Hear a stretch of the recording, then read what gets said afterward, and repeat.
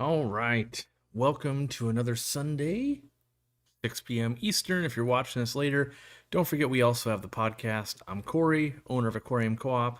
Today I'm going to share a rule, if you will, that I still forget from time to time, but it serves me so well when I can remember it. And there's a million kind of videos like this, like my six top tricks, all that kind of stuff. But this one is something that we all know and just don't practice enough. And, some people might say it's patience. I don't think it's patience. That's a very important part of fish keeping and the hobby in general. But uh, my rule is, without further ado, don't underestimate time.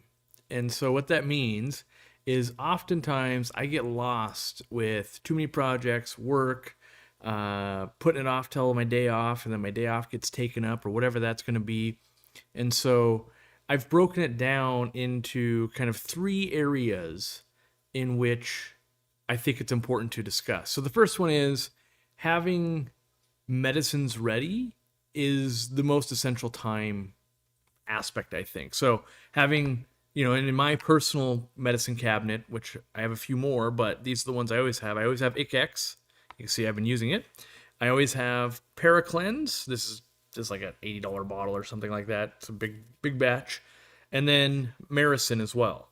Now I'm going to do another med video, but that will treat basically everything the normal hobbyist runs into, as well as aquarium salt. Now, what does that have to do with time? Well, so often I watch myself and other people, they will put ordering this off. So first, if you don't have these, order them today. Just that's just not even a sales pitch. Like, just get your medicine cabinet intact now. And the reason being is when you do notice the illness, you don't want some cursory 1 to 5 day wait of extra illness. These are the things that you would have in your bathroom, like, oh, I have Neosporin, I have aspirin, I have Band-Aids, I have Tylenol, I have maybe ibuprofen, maybe you have some other stuff, so that when you are sick, you go, hey, I've got some things that can help with this just right away. I don't have to go get a prescription. I don't have to wait till a store opens. I don't have to wait for it to be shipped. And what that does is it allows you to take action right then. Fish is sick, I take action today, and that time that is always marching on, instead of it getting worse while you're waiting to either make a decision or wait to get the med, it'll get better, or it could be getting better. You don't always get the right med the first try, but you could literally have 3 days of a medicine and maybe that cures it. And even if it didn't, if you didn't have medicine, you'd wait those 3 days anyway, and then you would try a medicine. So you're always ahead, and time is always marching on. And don't underestimate how important it is to go, you know what? Let me get those meds in there today, as opposed to tomorrow or the next day, or it's late at night, you notice it's off. Well, I'll do it in the morning, because there's always something that can come up, or you forget, or it's too late. So that's the first one, is order meds. If you don't have your meds, I recommend the bare minimum. You can go to our website and buy the Med Trio. That'll get you set up for most people-sized tanks, ready to go. Yeah, it's plant safe, it's shrimp safe, it's snail safe, it's all that safe, and the salt not so much, but very much so. Get those on the way and have them stored away where you know they are. And then the thing that gets me is, like, so let's say I had ick in my 800 gallon. It basically used this whole bottle. And so the trick I fall into is like, oh no, something's going wrong, and I treat, and then I basically know I'm out and I don't order it that night. And then pretty soon it's been 7 weeks and I go, hey, I don't have it. And so I'm at a point where I try to keep backups. I actually have multiple bottles, but I've definitely caught myself in situations where I've used it and I've got a little bit left and I haven't ordered more. So again, that time will catch you. And then the next thing is the thing that I'm trying to practice more of, and this is one that's really the one I forget, and that is do it today so you get the benefits of time. There are lots of tanks I've got here, and I want to plant a plant, or I want to move a thing, or I want to swap out substrate, which, by the way, I finally swapped out the substrate back here. And The problem is each time I don't do it, and maybe your schedule's like mine where maybe you've got like, yeah, Saturday's the day or whatever day is the day and you don't do it that day, well, that means you're waiting a whole nother week. And every time that cycle happens, you're missing out on like, oh, the gravel getting poop so that my plants will grow and I can move on to the next thing. And I've got a lot of things that are in a chain where, well, I can't really do that until I do this. And I can't do that until I do this. And so, uh, like I know I've got a trip to Kentucky this week again. And so I've been planting plants and I've been doing these things so that I will get the benefit of it while I'm busy. And so my first steps for me personally was actually I hooked up CO2 to 13 different aquariums, 800 gallon and all my 40 breeders. Now, some of them have almost no CO2, some have a little bit more. But the goal was I knew I'm going to be busy for like these 2 weeks. There's like a tiny bug terrorizing me right now. I knew I was going to be busy for at least these next 2 weeks, minimum. And then I know my business partner Steve's going back in for some brain surgery. And so that's like 3 weeks minimum. And if I can get the plants planted and everything, I basically get a free 3 weeks of progress, as opposed to if I don't get things planted, I'm missing 3 weeks of progress. And so the sooner you can just work on it today, you know what, I do need to thin out the snails. You know what, I do need to trim. You know what, I really should do that water change. I should move that plant. I should do this thing. The sooner, while you're busy with all the rest of your life, it can get better. Now, things can also get worse. What I mean by that is like, oh yeah, that tank's covered in algae. I'm not going to do anything about it and I'll deal with it in a month. Or, you're probably not thinking that right now, but I know my schedule and I've learned enough to know if I don't get that done like today, it will be 3 weeks worse. And there's definitely things that get better and worse as time goes on. You plant that plant and maybe it does the one bounce in 1 week, but then week 2 it bounces 3 times. In week 3 it bounces 20 times. Algae can do the same thing, like, it's kind of algae. Oh, that's a lot of algae. Oh my gosh, I can't even see the tank anymore. And now it's into hair algae and staghorn algae and all of that. And so working on doing it today as opposed to waiting can really save you. And that sometimes I literally am going to drive to the fish store today. I want to get the fish because like these rosy barbs, look how clean this plant is. And someone even left a comment in the live stream. They go, I literally could see the difference in the 2 hours in the live stream of how much more they chowed down. And so that's the thing is like these guys, if they can do that much in 2 hours, imagine what they can do in 3 weeks, right? That plant is going to be sparkling clean. And things like plecos, people don't realize, but if you've ever had a tank covered in algae and you put in like a bristlenose pleco, once he or she settles in, they can clean like a 150-gallon tank in 3 hours. And so it'll blow your mind, but it might take them 3 days to settle in or 2 hours to settle in. And so, getting that, like, oh, wow. Then all of a sudden you put it on Saturday, it cleans the whole tank. Sunday, you can do a water change. Like, oh, it turned it all into poop. I better work on that. So again, don't underestimate time, the power of time, both to do good and bad. And so I try to set myself up with having the right tools so that I can get better outcomes. And then trying not to put off the things that you have to do. I know I need to get some mono shrimp in there or some autosynclus. Like I know I need to hit that with hydrogen peroxide. I know I need to buy more food. I know I need to do a thing. I know I should. And the sooner you get rid of the I know I shoulds and just start doing, the more you have, or like the less you'll have to do the I shoulds. Doesn't make sense, but if you're battling algae now, the sooner you get on it and the better you're doing with it, in 3 weeks, you won't probably have to battle it as much anymore. And then in 3 months, you might not have it at all. So, and then on the flip side of don't underestimate time, don't overestimate time either. Like you got to give some things some time. Cycling the aquarium or seasoning it, getting the best colors out of fish, getting plants. Like I've got Vallisneria right now. It's got CO2. It's got fertilizer. It's been in there for like 10 days. And it's just starting to go, ooh, this is kind of nice. And it's got its first runner. But I know how it goes. It can sometimes take 3-4 months. It's like it's doing nothing. And then, so let's say you pick that 2-month time. Let's say 2 months it did nothing. The following 2 months, it might make 180 plants. Like once it goes, then it goes. And so that patience and that waiting time waiting for maybe your plecos to be old enough to breed, waiting for shrimp babies to start happening, waiting for there to be enough algae so that you could add shrimp, or your filter is seeded enough to start a new tank, or any of those things. Now, most of those things just also get better by starting sooner. So taking that action today to order what you need. And that's actually why I think Amazon, why I still use it so much. As a company, I hate them, like just what they've done to the global market. But as a tool to actually get the things done, it is very valuable to me. And a real life example from today, I went to use my older par meter. The battery is dead. I needed a 2320 battery, and all I have is 2032 batteries for my car remotes. I am literally getting on a plane tomorrow morning, and I'm able to overnight that battery and get it here by 8 a.m. I'm leaving by 8:30 in the morning to get on a plane. And that is worth it to me because I've got a live stream, I've got a pack, I got to do all these things. Instead of running around town on a Sunday night, on Labor Day weekend, trying to find that battery, I now have set the wheels in motion to make sure I solve that problem. And it took 5 minutes.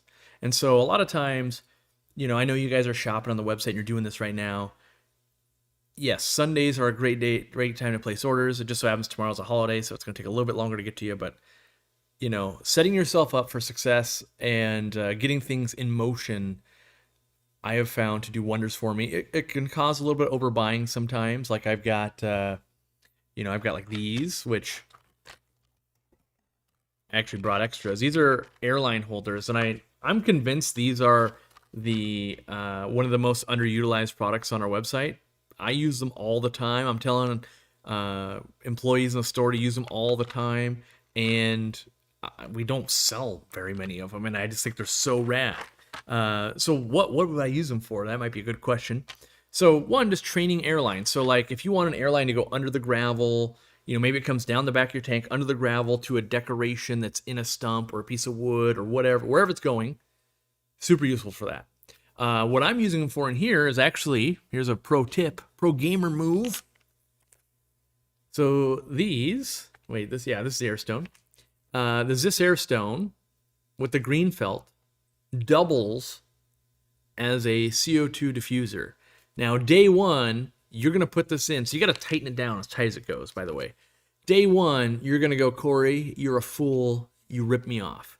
Day two, you're going to go, that is an awesome CO2 diffuser that doesn't clog up all the time like all the other ones do. And it was infinitely cheaper than every other CO2 diffuser on the market.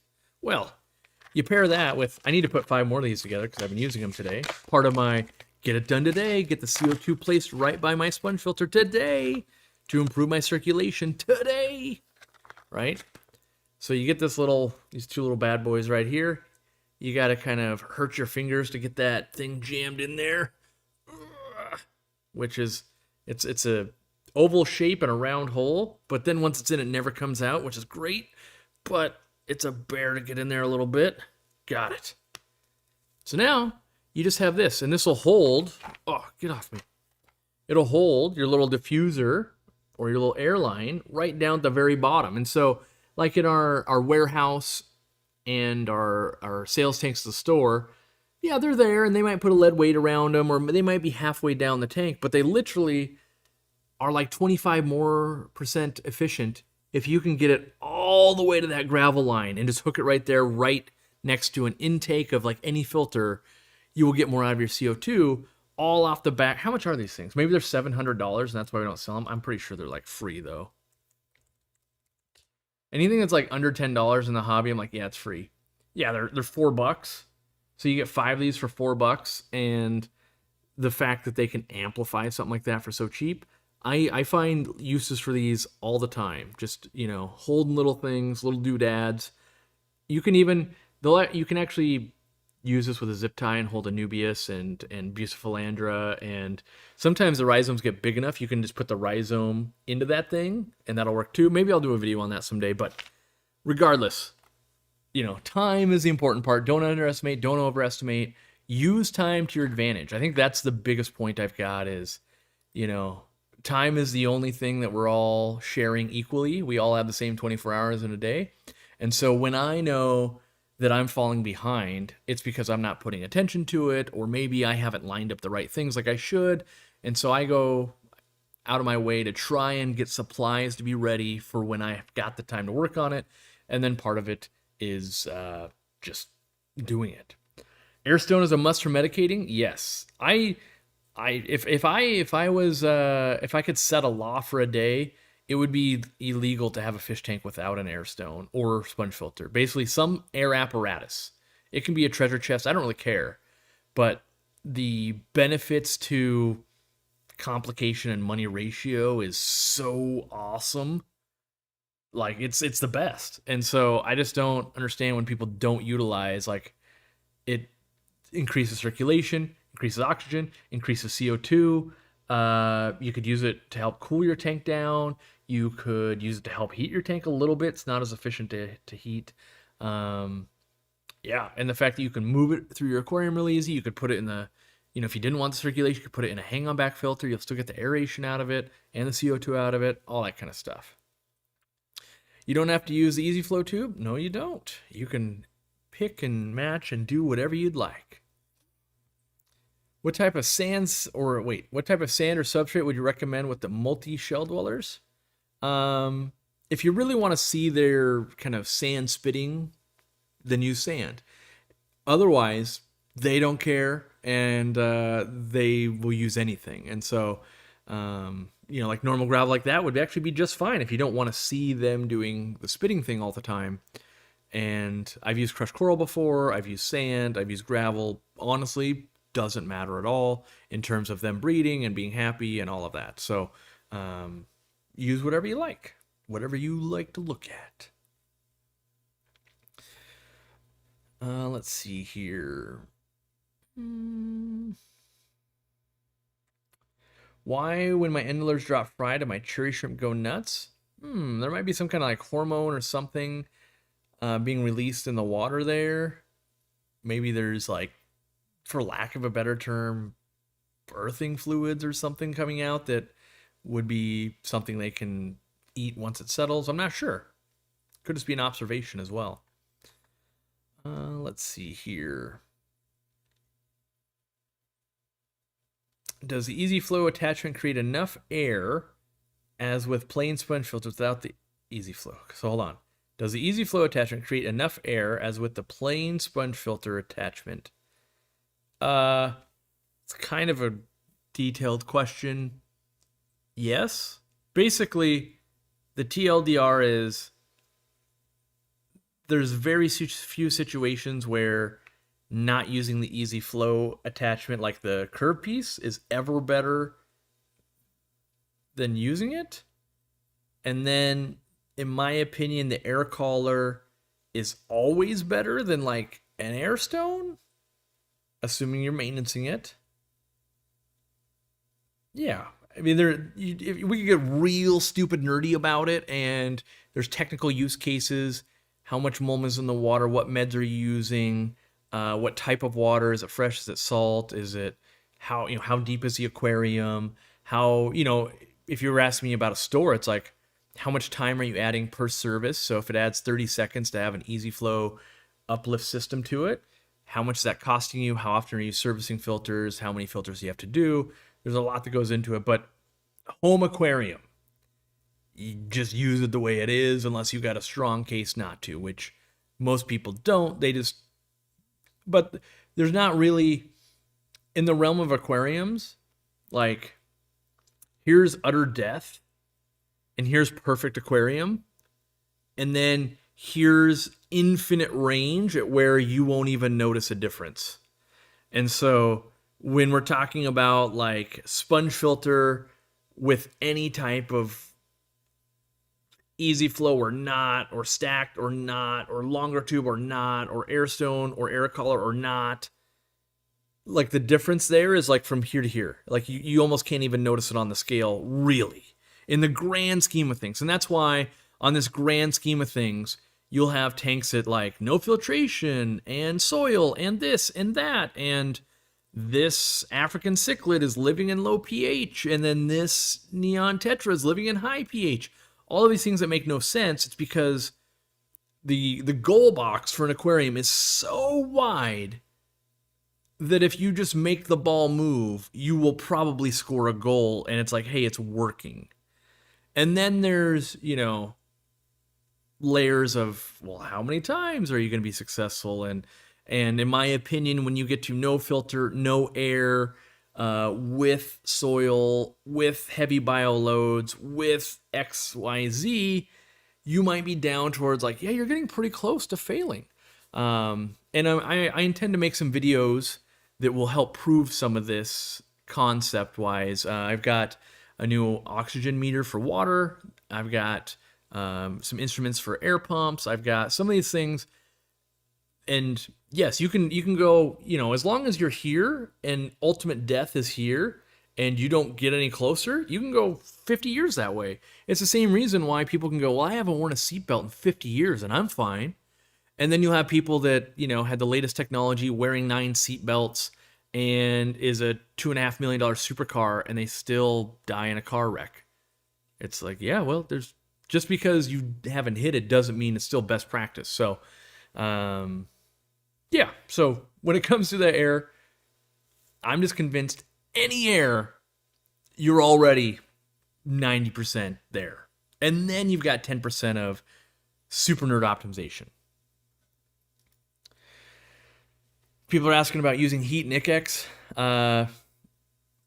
My experience of bringing in hundreds of thousands of dollars of fish every year for the last, 10 plus years easy, and I've been doing it for 15 years, is don't heat up your fish. Someone, earlier in the chat, they asked last week, how do they keep their fish from fighting, their angels?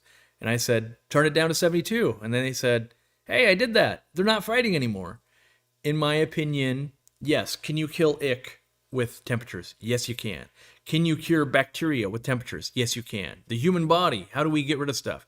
We crank the temperature, and at a certain point, we die. But if we get to that line and we kill off everything while we live, it's a win, right? Well, in that goal box you have, if you're already close to the line and you jack up the temperature, that might be enough to kill them. If you're way over here and you got miles and they're just crazy happy, then you jack up the temperature, it's fine.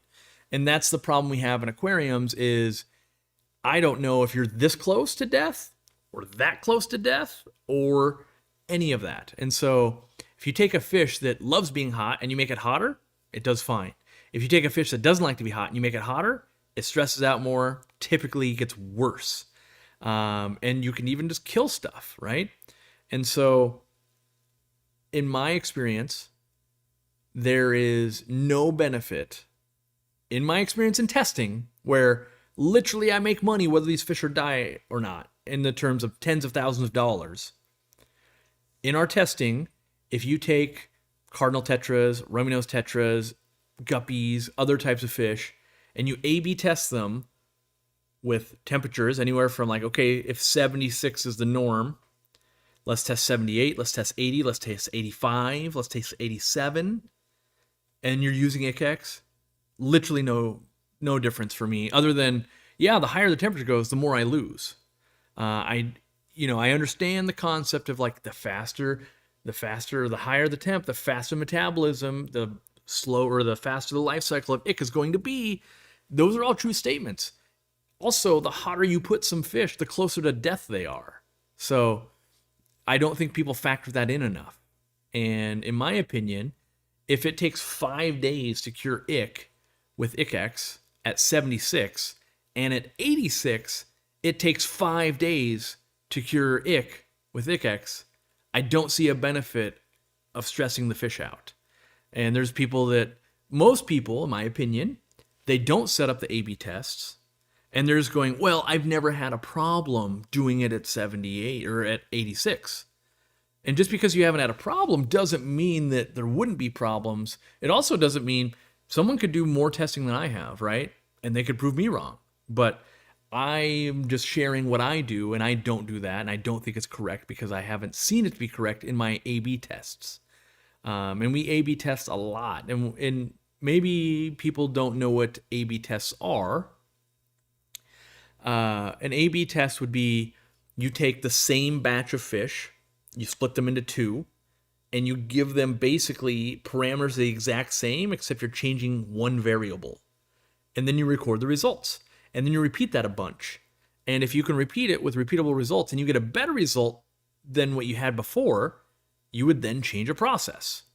And that gets done with software and websites and marketing and testing fish, right? And so that's why we test, like, we don't sell Fritz's Ikex, which I don't even remember what they call it anymore, but they swore it worked. They send us gallons and gallons, and after basically watching different types of tetras die to theirs, we go, it clearly doesn't work better than Ikex, and it's not working for us in our controlled environment. Now, different water structures could be, different types of ick. There's actually different types of ick. There's a lot going on there. In fact, with ick, I'm always cringing a little bit when people are like, I just chose the temperature, works fine. It's like, what about when you get ick from the countries where it's always 86 or hotter there? Like, turning it to 86 isn't going to kill off the ick. Because ick, or all diseases, there are some countries which that disease cannot even thrive just because of water structure or temperatures. And then there's some where it only thrives in those types of environments. And but people don't really factor that in. And in terms of hobbyists, for the most part, we just go, yes, I have ick. And then there's only like a 70% chance it even has ick. Because 30% of hobbyists just go, oh, ick, like I feel icky, not as in ick the parasite. And so, when you start attending classes, which, by the way, there is I think some locally here in Washington at the zoo again this month that I think it's like $700 or so all in, so it's kind of expensive, but you could attend vet classes even as a public to learn about different diseases and stuff. And when you start getting to those realms, that's where you realize, like, oh, there is literally different strains and morphs of these parasites and these bacterial and fungal infections and everything. And then you really realize we're not comparing apples to apples anymore. It's, yes, we all think we have the same thing online. If everyone's got a cold, it's not all the same cold, even though we all have our own remedies. You have chicken noodle soup over here, sauna over there, stay home and rest over here, have a ton of vitamin C over there, and everyone swears their method works and it's the one, right? Discounting the fact that, like, or we just have human bodies that are really good at beating this stuff, and any of this other stuff, we swear that's the trick, but the reality is it could just be the same. So I'm waiting for Aquariumcoop Prime. Ooh, you've got a long wait, Nigel. You'll have to wait probably about another week or so. That's right. Very, very soon we will have our own dechlorinator out on the market. It'll hit the stores, it'll hit our website, it'll do all of those things. And honestly, it was actually supposed to be here already, but God, something delayed production. So we're hoping this week it would hit our warehouse, and then we're actually slowing down the way we release products, if you can believe that. And what I mean by that is, like, we have a product right now, it's in the warehouse, ready to rock and roll, and I'm super jazzed, but our marketing team isn't fully ready. And I'm trying to get better about, instead of shotgunning it out there, instead, like, hey, here's the actual info in the release, and so that way it's less on the customer service. Like, there's always going to be burden on customer service, but it's especially bad when it's like, well, all the images aren't ready yet, and all the description, like, the description's there, but the images aren't there, and if they don't work together, then you just have questions left over, and then that's customer service that has to go, yeah, I just got my hands on one, let me see about that. And so yeah, hopefully next Sunday I'll be revealing at least one new product. And then there's also stuff that, like, I don't have a problem teasing. These are production samples of our weighted air stones. They'll probably be here before the end of the year, so we're a few months out still. So I've only got like 3. I literally, you ask for something like this before you spend all the money to ship them over and pay the import fees and everything. You're like, can I see some before we commit to all of that? And so I've got some of the samples and packaging, and here they are. And then we use these for pictures and all that kind of stuff, but we're months out. So, and then half of you are just like, why would you put out an air stone when you have the easy flows? Like, there's still uses for just air stones out there. And yeah, so there you go. Fish ideas for a grade 2 classroom in less than 20 gallons. I find that frogs get a lot of mileage because they get, people like frogs, and both parents and kids. So frogs do really well. And then shrimp and snails do really well also. Live bears get a little tricky. Sometimes they overpopulate on you. But in general, I guess my advice is schooling fish, not kids' favorites, because they just go, yeah, there's a bunch of those. Like, they want to name them. That's what kids want to do. And so, hey, there's one frog. Or maybe you get a blonde leucistic one and you get a normal frog and you go, hey, there's Larry and there's Bob, right? But if you just have 6 frogs all look the same, like, it's just Bob and it's boring. So the more unique things you can get, so like maybe you get one frog, maybe you get one sunset honey gourami, maybe you get like one reticulated hillstream loach, maybe you get one bamboo shrimp, and maybe like one little, I'm trying to think of a schooling fish that'll actually matter, which it probably won't. So, but those things typically work pretty well. And then the biggest thing is you gotta have a battle plan. Make sure you're bringing it home for maybe Christmas break and the summer break. If you haven't done classroom tanks before, a lot of times AC and heat get shut down when the building's unoccupied. So you don't realize like, oh, it's going to get crazy cold during Christmas break. Didn't think about that. So there's some things like that. And then also big projects also happen during those times. Like maybe they're going to polish all the floors. And a lot of times things get unplugged or anything like that. And so those are the horror stories. Because I used to maintenance aquariums in schools and stuff. And those were some of the logistics that I had to endure. And then like in the summertime, maybe you're like, oh, it's just going to stay here. Like, well, make sure we're prepared for 3 months of no maintenance. And what are we doing? We auto feeding? What do we, who, like an aquarium that doesn't get checked up on is rough, right? Oh, something went wrong in week 2. Well, I'll see you in 10 more weeks. Like that's a rough situation. And sometimes you just get it where like, oh, the janitor was helping out, feeding or drop some fish off or any of those things. I've had all those happen where like, yep, they added tiger barbs and we came back to school and okay, all we got is tiger barbs. Cool. Zebra danios. Yeah, zebra danios can work, but sometimes they get a little nippy and then they're like, why is that one missing its tail and have a bloody stump? And I try not to add things that I have to explain why they're getting killed to kids. I'm treating my gold severum, he's large, with Fritz Marison from you guys. Will raising the temp to 78 help? No, don't raise temp. Like, if anything, I would tell you lowering temps help, which don't do that either. Like, here's what happens with illness, I find. My fish is sick. Now let me change everything about it, and then I'm gonna hope it gets better. So let's pretend we're humans. Hey, I'm a human, okay.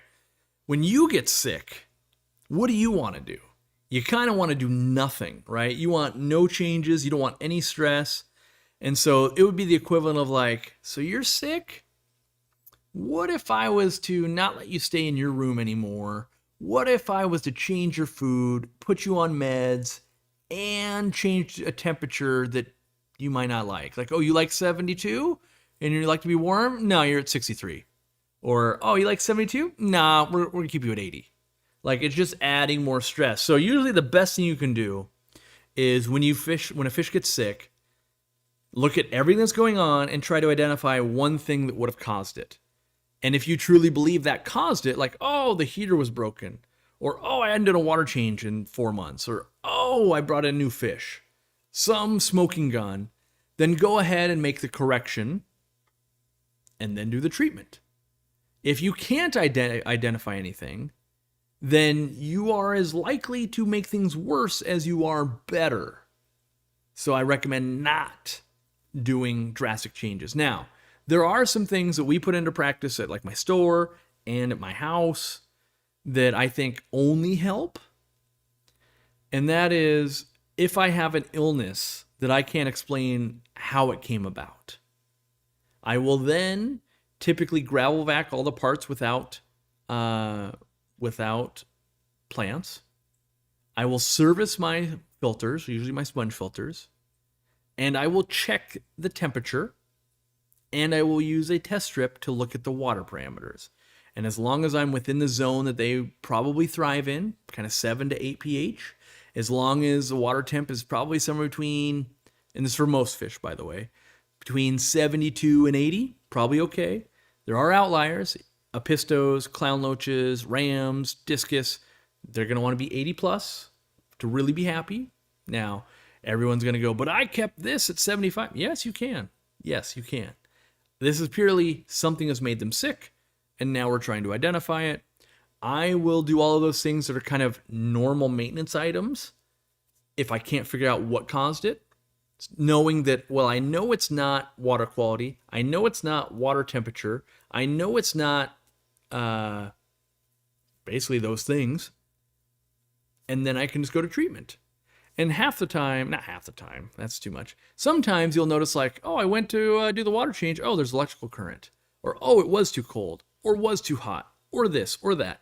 And so just by doing some of those very basic items, you will actually learn a lot. And that's like most of what doctors do, in my opinion. It's like, come on in, let me ask you questions. What have you been eating? What have you been doing? What's different? How's work? How's your family life? What's this? How's that knee been treating you? What's that?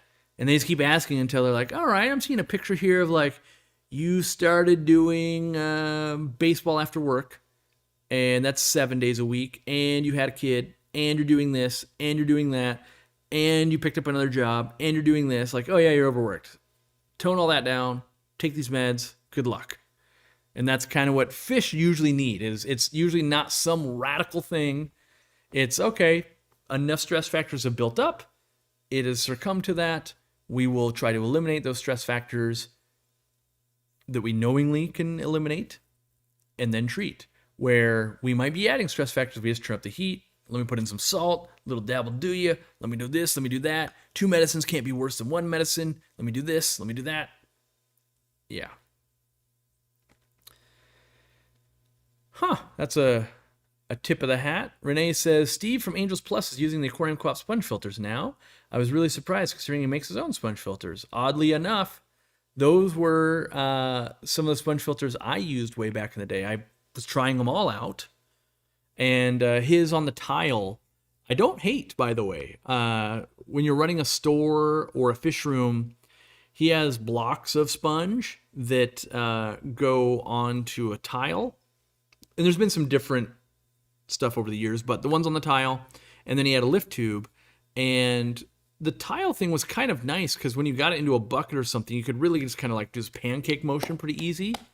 But I found that the bigger base kind of had, you'd get, like the way it was, more gunk would go under there for me, and it wasn't really scalable, and sometimes the foam was blue and just different colors, but yeah, I've used those, and as I told the story last time, my first air pump was from Angels Plus, and so yeah, I was using, and I've tried out his medicated foods, and I want medicated foods to work way better than they do. I want it to. Some people have great luck. I don't seem to have great luck with medicated foods. I think it's because some medications don't smell and taste very good, and half the time there's an illness the fish doesn't want to eat. So, yeah.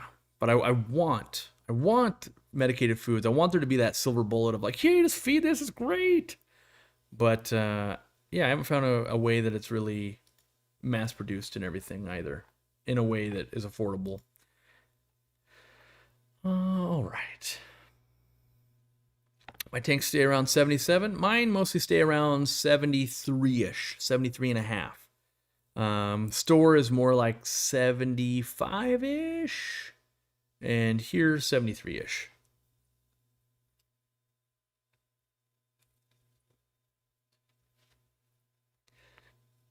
I'm setting up a 38 gallon. Would it be okay to have an Amazon puffer with an angelfish? No matter how I answer this question, it's wrong, but I'm going to say it could be. I've definitely seen it done, and it's worked out great. I've definitely seen it not work out great either.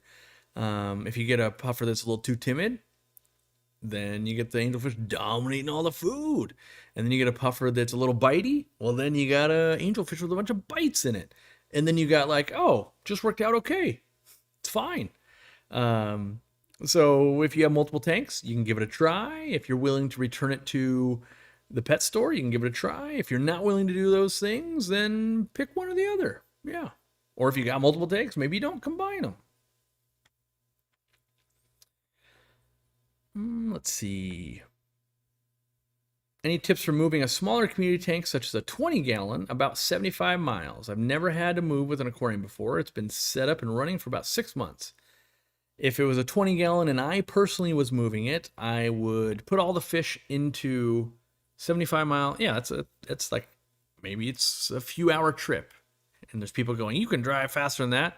Well, you got to catch the fish, you got to load the car, you got to do the driving, you got to set it back up, you got to do all of that. So it's a few hours at least to move a tank. What I would do is I would probably, depending on time of year, maybe use a bucket and fill it like halfway, have an air stone going in it with a battery air pump, which we happen to sell. Put all my fish in there, right? And I would put a lid on that. Usually I drill a hole through the lid. I do 2 holes a lot of times. One with the air line going through it, one is a hole to let air out, and that's my fish transport. I drain the water all the way down to basically where the substrate is and it won't come out anymore. Then I saran wrap the top of that thing, and then I will just He-Man grab the tank. Maybe you grab a friend, you grab the tank, and I will go put it in the back of a van or in my back seat or something like that. And then I will put the bucket somewhere, and I will make that drive. And that's how I would do it. I pretty much do that for anything 55 and under, depending on your strength of carrying, depending on, what vehicle are you moving it in. My only recommendation besides that is definitely do not move either of them in the back of a truck. Because you're like, oh, it's 80 degrees out today. Like, yeah, if you stop, they're going to overheat and die. And if you drive the whole way, all that wind is going to freeze them to death. I've watched way too many people kill a whole truckload of fish because they thought, I gotta be fine. It's like, nope, it will, evaporative cooling's against you, driving really fast. You get, like, if you've ever been on a motorcycle or anything like that, you're like, oh, it's getting cold. Like, yes, all your fish are going through that too. So try to do it in a closed environment, van or car or whatever. And doesn't always work out. A 55 in a car usually doesn't fit in the back seats. And then you have seat belts to deal with. There's always obstacles. But usually like, oh, a 20 can sit like this. And there you go. And that'll work. I moved 4 aquariums 2 months ago. The hardest move ever. Yeah, it's... The co-op pumps came in handy for you. The pumps, really what they're doing is giving you time. Because you got to catch the fish. And whenever you want to move something, it never goes as smoothly as it should. There's always like, oh, it's taking forever. And then, oh, I forgot about this. And then, oh, where's that? And I got to set it up. Yeah, so if you can give yourself more time. And so if you get all the air pumps and you've got this thing ready to rock and roll, it'll go exactly like the plan. Like, that took an hour. Didn't need this at all. Corey's a liar. Yep, that's fine. Or if you don't have it, there's gonna be like, oh, there was an accident and it took an extra 2 hours to get through traffic, and then it was raining, and then I got there and it turns out I had forgotten my Python to refill, or I got there and it needed a different adapter, and then I had to run to Petco and they didn't have it, so I ran to PetSmart and then they did have it, and then I came back. It's been hours. All that kind of stuff will happen to you. So the more you're prepared, the more you're just like, easy mode. The less you're prepared, somehow it gets harder. Like, the universe knows. The fish gods know. My local fish store has pretty limited hardscape supplies, and their prices are really high. I'm just kind of curious, what is typical margins on hardscape supplies for fish store? Well, I'll tell you this. We probably pay on hardscape, let's say $1 a pound. in China. And then by the time it gets here, all of a sudden it costs us at least $2 or $3 a pound because of tariffs and transport and labor and all of those things. So, something like a rock, I would say, is pure convenience. You can go dig rocks out of your yard and wash them, which, by the way, you have to pay people to wash them. And then maybe you want them to look extra cool like a service stone, and then you have to wash them in acid, right? And then you got to box them and make sure they don't break. And then you got to transport them halfway across the world. And then you got to get them to a store. And then you got to pay someone to stock them and the rent and all that. And then you can have it. So on things like hardscape, you're purely just paying convenience fees. You can technically, go get wood, you could dry it out, you could make sure it was safe, you could do all those things, and it would basically be free in most parts of the country, most parts of the world.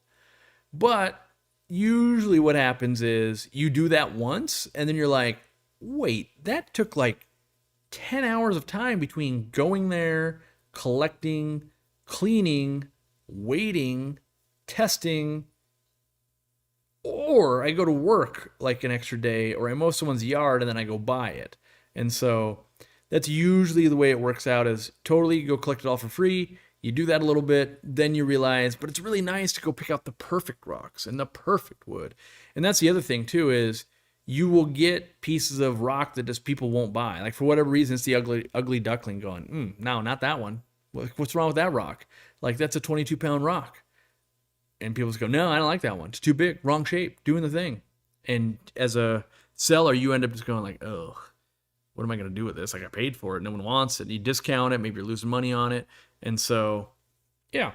But if they're higher than everybody else, find someone cheaper. Drive further. Or collect your own. So, there you go. What do I think of the glow angelfish? Not a giant fan. I've only seen the pink ones. I looked at them and I'm kind of like, I can see why they're going to sell well. Not for me.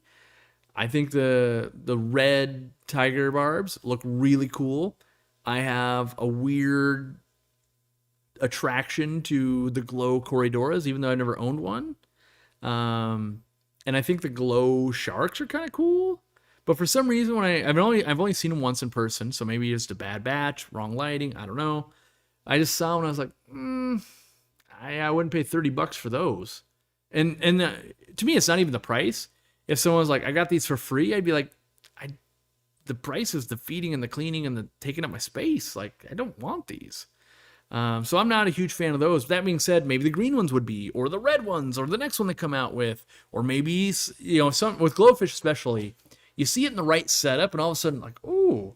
What you don't see very often, and I think it looks cool, when you get someone with a really cool planet tank, and then they get the right blue light going, and then they've got the right glowfish, all of a sudden you're rethinking it going, well, that's actually pretty neat what you got going on there. But when I see, like clown puke gravel, which if you have that, no offense, but 5 different gravels mixed together, and it's only blue light, and there's algae everywhere, and there's saltwater decorations in it, it's kind of like, yeah, that's not my style, but I get it. Brings a lot of people to the hobby. So I'm convinced there's 2 clients for the glow angelfish. There is people that just like the color pink and, aren't super deep in the hobby. They'll be attracted to them, and kids and all that. And then there's the army of breeders that go, wait, $30 a fish on average. Angels have somewhere between 300 and 700 babies. I raise those up and I literally become a millionaire. And so that's what we've seen so far. As I talk to the person working, they're like, yeah, it's only breeders buying these things and they're going to try to get rich, or not rich, but that's what everybody's thinking. And the reality is like, yeah, well, you're not legally allowed to breed them and this and that, and we'll see how it actually pans out. And yes, I'm being hyperbolic. There's obviously more than 2 types of customers, but those are huge demographics in who's going to buy that fish. And then there's just like, yeah, guy rode in on Harley, bought 6 of them. This is what he does. Like, doesn't fit the mold. But for the most part, 90% are going to fit in those groups, I believe. And I could always be wrong, but that's talking to the people selling them. That's what it seems to be so far. So remember to hit that like button. That's right. Hit the like button. Subscribe if you haven't. If you're wondering why you can't chat, by the way, you have to be a member, or not a member. You have to have subscribed for at least 5 minutes. Then you can chat and heckle me. And then if you wanted to level up, you can become a member. And then you could sync up your account, save 5% at our online store and partner stores around the country. Not all of them. A lot of them do participate, though. You also get talks every month. We hire a professional to give a talk in the study of their field of expertise. So that's fun. By the way, I've almost forgot. We're like an hour into it. There is a new feature that we got into. There's only like 30-ish channels on all of YouTube. And we got in because I've been hounding them. And they probably know my name, which is probably a bad thing at YouTube. That guy won't shut up. But we have a feature. It's on mobile only, so only on your phone. You have to go to your phone only. And if you go to the Aquarium Co-op channel, you can actually find our community. And you're going to go, wait, didn't we always have community posts? And I would say, yes. They are getting rid of community posts, and those will just be posts. And the community, which we already had, but will be something new now. And the community is, you can actually post on the community. So you can upload pictures and text, and you can respond to people, and I can respond to your response, and there's comment sections and all of that kind of stuff going on. And then it'll start showing up in your home feeds and all of that. And it's very new, and so by the day, features are changing and getting better, and it's restricted. What does that mean? That means they're only trusting the people that have been around the longest, have the most engagement, and have what I'm calling good YouTube faction. And so you might get there and be like, it's not letting me post a picture. Like, you just don't have enough YouTube trust built up yet. And what they said was, as the feature goes along, like every couple of weeks, they'll like ratchet that down a little bit. And so if you can't get in right now, watch more, leave more comments, like more stuff. And that should let you post. And now, even if you can't post, you can still reply to other people's posts, and you can see it, and you can still participate in a bunch of ways. It's just the only way they have right now to make sure you don't post horrible stuff, right? There has to be some metric of, well, how do we know that people aren't just going to spam the worst things on the internet in a public space, right? And there had to be some form of holding that back. And so you just don't have what I'm calling that YouTube trust built up yet. And yeah, so there you go. So another reason to be nice. Don't get reported and all that kind of stuff on YouTube, and be a good person. And it's very fun, though. You can see a lot of people posting their tanks, just like, here's what I got going on, and you get to ask questions, and they respond, and here's my breeding tank of this and that. And I've been spending quite a bit of time on it, checking it multiple times a day. And same with, I've seen Candy make posts on there, and I've got other people in the company checking in on it too. So, and anybody can do that. Oh, you do have to be a subscriber. That is currently the only 100% requirement, I guess. You have to at least be a subscriber, but you don't have to be a member or anything like that to participate. But I do believe it will only show up in your feed, and you can only participate if you're a subscriber. So if you're watching this and you're not a subscriber, you will literally have to click that button, because you won't be able to participate otherwise. It's just, that's the only actual check. YouTube is turning into social media? Maybe, yeah. I was in, with another creator, and we had the same gripes of like, it's super cool. You build this following, and then you want to have a conversation, and then you have to take them anywhere but YouTube to have that conversation. And so now they're trying to, and people are asking like, is this going to be like XYZ? And the answer is, we have no idea. Right now, they're going, how are people using it? What are the features they want? What are the upgrades they want? And it's kind of just morphing to whatever it's going to be. And so, being that, there's millions of channels on YouTube, and there's 30 of them that have this, you guys, if you want to participate, can be directly involved in what this thing will look like at the end. And I told them I'm super competitive, and I will lead my people to use this a bunch, because I like to be the winner. I don't win anything, but I like being able to get into this stuff, and I want, whatever's going to serve our community the best. I want to be that squeaky wheel going, my people want this. Hey, this seems like this would be a good feature over here. Hey, we don't like that. Make this do a different thing. And so by us being super engaged in it, we're likely to get more out of it. Just like we were one of the first people doing memberships, and we are so far ahead of everybody else. That's why a 6-year badge doesn't exist, because there's so few creators that would even need it. They haven't implemented it yet. So that's why it always feels like we're a year behind, because we were a year ahead. So kind of cool. Maybe that's the real cool thing. Like, oh yeah, at year 6 you don't even get a badge, and then oh yeah, at year 7, if you're real old school, you don't even get the badge you should have.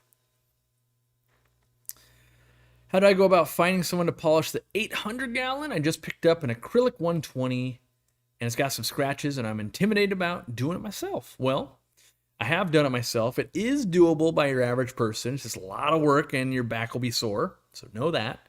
But how I found mine is I asked a tank manufacturer. So actually the person that built my 800 gallon, I asked them, and they said, hey, call this person, and they... make sure I don't out them or anything, but yeah, they actually work for UPS, and like on their 1.5 days off per week, they do some side polishing, and that's why it took me like 6 weeks till I can come and do it. And so if you can call local stores, call a tank manufacturer, maybe Saltwater Forum, they typically have more acrylic tanks, and just ask around, and you'll get some recommendations. And then I went for it. It wasn't the cheapest thing, but 800 gallon tanks aren't cheap, and it's a lot of work, and it's a lot of surface area. So I want to say off the top of my head, it was like 600 and some change to get mine done, where a 125, maybe that would have only been $200. I don't know. And obviously where you're at in the country or world will make a difference on how much you would pay. It also, how deep the scratches are, how many panels, there's a lot of stuff that goes on to that. Maybe if you could deliver the tank to them and they could do it a bit after work every day, maybe it's cheaper. I don't know. You'd have to work that out with them. Cherry Barb question, what temp do they need? She asks, hoping it's mid-70s. Yeah, that'd be fine. Most fish I find do fine. That doesn't sound weird at all. Anywhere between like 71-ish and 80. And the more you get to like the middle of that, the more it's like, yeah, they'll do fine. At 71, like they're alive and they're fine. But you start getting like, you hit 69, you're like, ooh, they're not looking so good. Like they're losing their color, like they're alive, but they don't like it. And so I don't like to be on that edge. So for me, knowing that I heat the whole space and I spent way too much money insulating it, and I've got a heat recovery ventilator, and I've got a dehumidifier adding heat, and all these things, I run at 73, knowing, yeah, at the worst, I'd hit 71, and they'd still be fine for all my fish. Now, I do have a select few tanks that I do put heaters on. Like the 800 gallons got one, it's set at 78. And then I've got one here that I'm testing, it's set at 80. But for the most part, I don't really run heaters. I heat the whole room, and I would rather have the temperatures be like, oh, I set my heater at 72 or 73, and anywhere between there and 78 is fine for me. I don't care. Any fish unboxing videos again?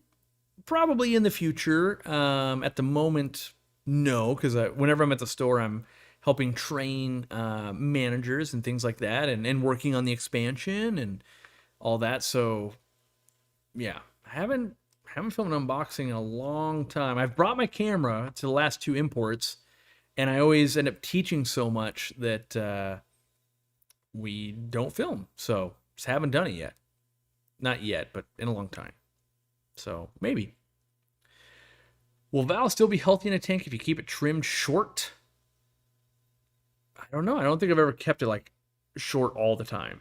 I definitely have trimmed when it's gotten way too long, and I trim it like maybe it's 3/4 tall, and it typically does okay for me. But it could be like a tree where it's like you hack that thing too far back, it'll just die on you.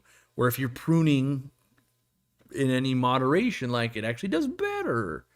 I'm not sure. I left my Facebook page because my comments were always being deleted, even though I was never disrespectful or anything. The final time was when I commented on the prices of Dan's fish. All right, Cotton. I can already see, like, the way you said that statement. I'm already like, yeah, I'd ban that guy. Like, it's already combative, right? Now, I didn't ban you because I don't really ban people, but you go in there with your best intentions. You have to agree to help people and be good. And, yeah. Dan's fish, no doubt, high priced. He also carries a lot of fish that nobody else carries, and he's a stand-up guy. So, yes, I actually ordered fish from Dan's Fish, paying full retail this week, which won't be delivered till next week because I asked him to hold it because I won't be in town for the days that they would arrive. So, yeah. But again, why did I buy him from Dan? After Googling for a couple hours, nobody else had the fish I wanted. I was actually looking for a very specific form of 2 different types of guppies, and he's the only one that had them. I almost got a third thing too, but I don't really have the tank for it. So, like, just as an example, he's expensive, but he also has 2 different morphs of blue Gularis killifish. On average, most people don't carry blue Gularis at all, let alone to have 2 different forms. So, and I don't know if you were the same person, but one person's like, I was able to get these fish the exact same somewhere else. Like, yeah, there's always going to be that. But, I know I'm looking specifically at breeders and where Dan is sourcing, because you'll get people that like, well, I got a pit bull from, or I don't want to turn this into a pit bull thing. So I got a dog from the pound or the shelter and it was $100. But then you also have dogs that are like, oh, it's 22 grand from an award-winning breeder and blah, blah, blah. Like, it's the same thing, but anyone who's like really into it is like, well, but it's not. Like, it's actually not the same thing. And I've had plenty of instances where I buy fish and it's like, this is not the form I really want. Like, dang it. Like, they're calling it the same, but it's not the same. And with Dan's Fish, I like the fact that I could say, hey, here's when I need you to ship it. It reacts to if I have questions, that kind of stuff. But yes, definitely high priced. And just like iPhones, no doubt, very expensive iPhones. And I will buy every one every year that comes out because it literally runs my business every time. So, yeah. Let's see here. By the way, Dan's isn't the only place. Like, just because I work with certain people, there's lots of vendors out there. And, in the example, like, I got them from, I can't remember the name. It's not Miami Tropicals. It's, oh, good Lord, what's his name? Why can't I remember anything on the spot? It's in Florida. It's a farm. It's got a YouTube channel. It's not 5D. That's a wholesaler. Brain not working. Anyway, I know the guy. Guy's a good dude, and there's no reason not to buy from him either. But I can't even give him a shout out because I can't remember. It's dumb. Imperial Tropicals. Yes, it is Imperial Tropicals. Good dude, and yeah, like, there's plenty of places to buy, and they've all got different prices. They've all got different guarantees and strains. And what I like about Dan's Fish, if I'm being honest, he's one of the very few that will bring in stupid expensive stuff out of Europe. He's literally got libraries like, oh, that's $700 a trio, and most people will go, I would never pay that. It's like, well, I paid $500 to bring Vienna guppies in. Like, I know how much of a pain it is to get some of these select live bears and stuff from a breeder in Europe to America with all the paperwork and stuff. So I basically look at it like, I'm willing to chip in because if I did it myself, I'd be paying a lot more. But I will agree when you're like, his neon tetras are $6. I'm like, yeah, that's rough, no doubt. But I also hold no doubt that they will show up and look amazing, but I can probably find some neons cheaper locally, like from my own store, for instance. But maybe you don't have a local store and you want them to arrive in the mail healthy. I would bet on Dan. Yeah, look in every direction except for the chat. That's right. Where would I find the answer to my question? Yeah. No, part of the problem is chat's moving and I'm reading and then I'm trying to think. It says I got to look away and go, okay, hold on. Let the brain catch up. What am I trying to think of? Let's see. I have an order coming from Dan. Or wait. Coming of Corey Equus and the Red Platinum Dumbos. Fun. Let's see here. Am I familiar with Discus Hans? I am. Any experience with this fish? I have not kept them. I know he only used to sell Stenker's discus. I know he sells discus from Asia now since Stenker's isn't a thing anymore. Didn't Super Cichlids buy Stenker's discus? Stenker's got sold, and then I believe the person that bought Stenker's sold to Super Cichlids. I think. I'd have to do a little more research, but you might be able to get Stenker's discus from Super Cichlids. I have no idea about the quality of that. I would assume lines are the same and all of that. And one of the big perks about the Stenker's discus is they were raised in what we would consider higher hardnesses and pHs, and so they did better for people with harder water. Type Vienna guppies in Google, and the first entry is references and credits to Corey. Yeah, it's kind of surreal. When I was buying some of the stuff that came in on Aquabit, I saw Vienna guppies on there, and it's like, yeah, from famous YouTuber Corey and all this, and I was like, that's weird. 15 years ago, I was literally a noob to the aquarium hobby and just, buying stuff on Aquabit, and now it's like, whoa, that came. Which, by the way, if by any chance the person that actually made the Vienna guppy sees this, you should have all the credit. And I totally, if I was that person, I'd be bummed out that like, why is Corey getting the credit? I literally developed this thing. And I should probably dig in my email. Let me see if I could do that. Because maybe I have, well, I don't want to get their name out either. What if they don't want to be known? But let me see if I could probably ask them and be like, hey, should I be shouting you out all the time? Is that what you'd rather have? Because I don't want to be like stealing their thunder, because they were the ones that rocked at the Guppy Championships, and I was like, I gotta give me some of them. Those are amazing, and I'm gonna bring them back to America because I think they're rad. Now I'd have to dig a little more to get it, but yeah. So while yes, I did get them back to America, I did not make them, and there's a lot of credit to go to the person that actually made that fish. So. Let's see here.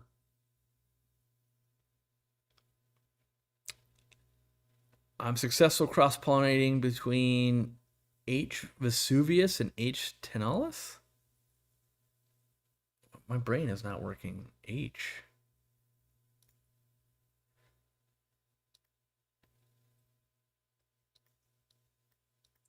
Brain not working. Because I keep wanting to cross like a fish. I know it's a plant. And so, yeah, H. tenalis doesn't come up with anything in Google. I'm behind. Do I think a cold plate heat exchanger hooked up to a cheap air source heat pump could be an alternative to traditional heaters? That thermal thinking is way beyond my capabilities. In my experience from heat recovery HRVs, I think they're overhyped by far. If I was to do it all again, I would just use exhaust fans and heat. Like, it just seems better. Like, and maybe it's just my climate, by the way. Maybe my climate is not optimized for recovering, or maybe I don't have the extremes, or I'm not sure, but for the most part, it seems like, this thing, I'm running it because I have it installed, but whether I run it or not doesn't really matter. Jungle Val came in a little melted. Any tips to get him to bounce back faster? Root tabs, my man. All the root tabs all the time. Just get it in the water, give it a bunch of root tabs, don't look at it, and then only look at it when it makes more. That's pretty much my move. All Val, whether it looks amazing or looks crappy, put it in the corner, put it in timeout, let it sit there, and the more you check on it, the more it won't boil. Like watch pot never boils. And then eventually time will be on your side and you'll be busy and you'll come back like, made like 40 of these things. Like, when did that happen? I thought that was kind of Doris. That's what I kind of thought too. Like, I was thinking like Microsword, but I don't know. Hemianthus tenalis? I don't know.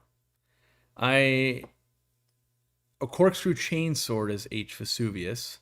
Yeah, I have Vesuvius. I'm lame enough. Like, I literally just planted. So one of the plants that I move that I want to grow faster is I move Vesuvius over to a tank, and I like that sword quite a bit. But for some reason I don't know it. Let me see. Is this one of those things where Corey just glosses over scientific names and he's terrible, or is it one of those like, oh, well, technically it's, let's see. Because Vesuvius, why is Vesuvius plant like not even bringing some up? What am I doing here? Am I looking only at images? Oh, okay, I was. Because I posted there we go. Yeah, Echinodorus Vesuvius. H, I'm trying to think of what H is. So I'm not insane. Yeah, Helianthum. Okay. So it's known as both Helianthum Vesuvius and Echinodorus Vesuvius. So I'm not as dumb as I just looked for about 3 minutes there. We just know and have sold it as Echinodorus Vesuvius, and I just call it Vesuvius.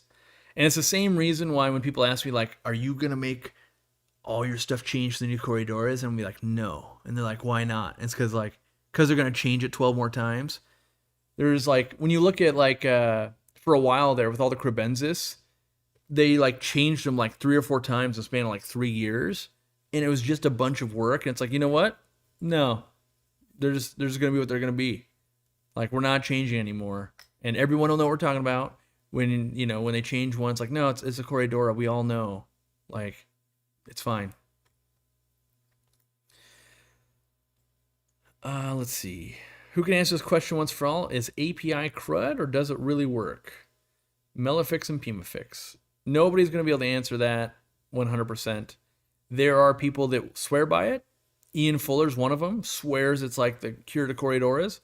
In my testing, ultra snake oil doesn't work for me. But there's people that swear it works. I'm convinced, my personal opinion is, I'm convinced fish that were already going to recover end up recovering. And when they've used that, they say that is what's recovered. So like if I was sick and I rest a ton and I get better, but I was drinking Diet Coke, like Diet Coke cures the cold, right? I think that's what's going on because it smells so good and it bubbles and it looks like it's doing stuff and it smells kind of like medicine. But in my testing, I've never gotten it to cure anything. So I can't. That doesn't. By the way, whenever I say I've tested stuff, there's plenty of chance I'm just doing it wrong and I'm horrible at my job. So just knowing that, like, I put a lot of energy into it, and my thoughts are, for most things I found, if I can't get it to work, I don't feel good about selling it. And I have sold it when I didn't agree with it, because people ask us nonstop, like, why don't you sell it? Will you sell it? I have to buy it from a competitor. Please sell it.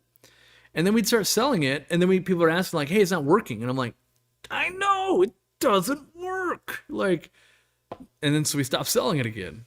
Yeah. That's my official stance on that. Make up your mind, science people. Yeah. Corridor has also changed, and it's more hard to remember that name. Yes, there is. That is one, like, my pet peeve is, like, it's not that I'm the dumbest guy in the world and I can't remember things. I'm actually really good at remembering things. It's pronouncing things where I'm just like, that is brutal. I'm gonna call it this thing that other humans like me can pronounce. Yeah. Snake oil, thanks for the shout out. That's amazing. I bought Discus or I bought from Discus Hans about a year ago. Great quality, and I've still got them, and they've grown out beautifully. Yeah.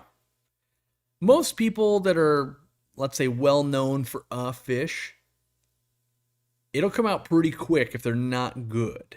And so even though, Discus Hans swapped quality, or not quality, that's not the right word, swap suppliers, usually, he's been doing it for a long time. Usually people don't just go like, who cares? They can be garbage now. Like, no, they've still got that keen eye. He probably did lots of work to find the best vendor that he was going to move to. It would be like the same thing for me. Like if we find a new vendor for my lights, I'm not just going to take any old vendor. Like if anything, now I know how good our light can be and therefore need to hold it to that standard. So I'd be looking for something even better technically. Which, by the way, what's the light countdown? Do we have any left? I mean, I know we have some left, but in comparison, it's gonna be a sad. I'm still considering, like, should I stockpile these for myself? Like the day that I have to buy another branded aquarium light instead of my own, it's gonna be a sad day for me. We are down to 2,361, which I think last time we chimed in, which was probably 2 weeks ago, we had 3,000, so 700 in a couple weeks. It's dwindling. It's going. Oh, man. It's going to be a sad time for me. When I was in middle school, I spilled a bottle of Pima Fix on my mom's coffee table. I can confirm this successfully removes wood finish. Well, there you go. My neons are dying off one by one. I had 20, and now I've got 12 in a week. That is a perfect thing to post, like, on our forum or the Facebook group. Include pictures, include water parameters, include timeline. Is this a tank's been up for a week, 10 years?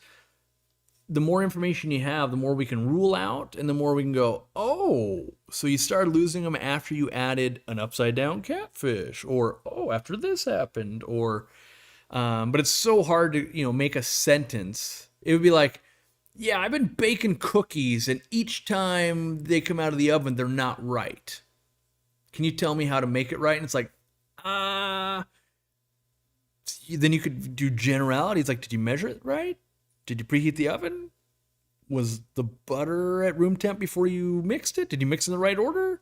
Did you overmix? Did you let them proof for way too long? Is it, but then if you can, like, oh, here's the recipe I used. Here's the settings. I did do these, and these. My wife would be able to, like, oh, well, here's what you did wrong. And so that's why I want a community somewhere that, or in a few places that can thrive, so that those longer threads can actually happen. Like, okay, give me a picture of this. Let me see that. What are you doing over here? Yeah.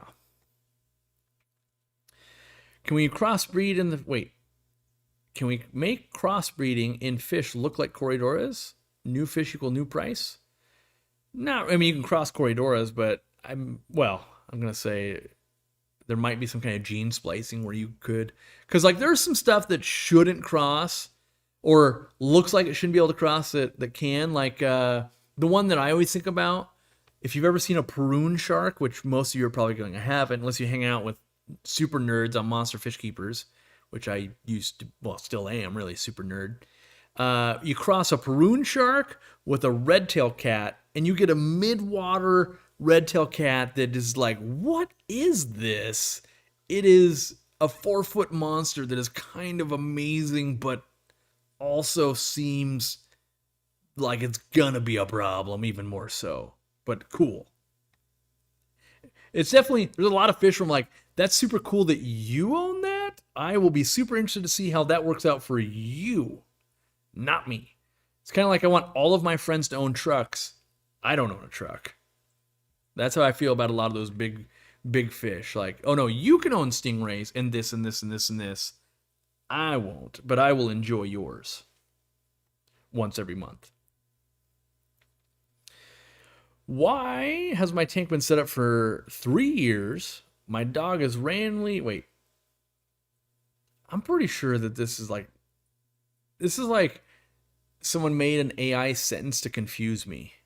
There's got to be a lot of autocorrecting going on here. Why my tank has been set up for 3 years. My dog is randomly DYI, mean why is happening. Why is my tank been set up 43 years? My dog is randomly, yeah. Don't know, moving on. Driving home with a bucket of fish from Cleveland, I learned the need of another hole in the lid with the pump and the airstone setup. Thought we got shot at. Yeah, you learn that once.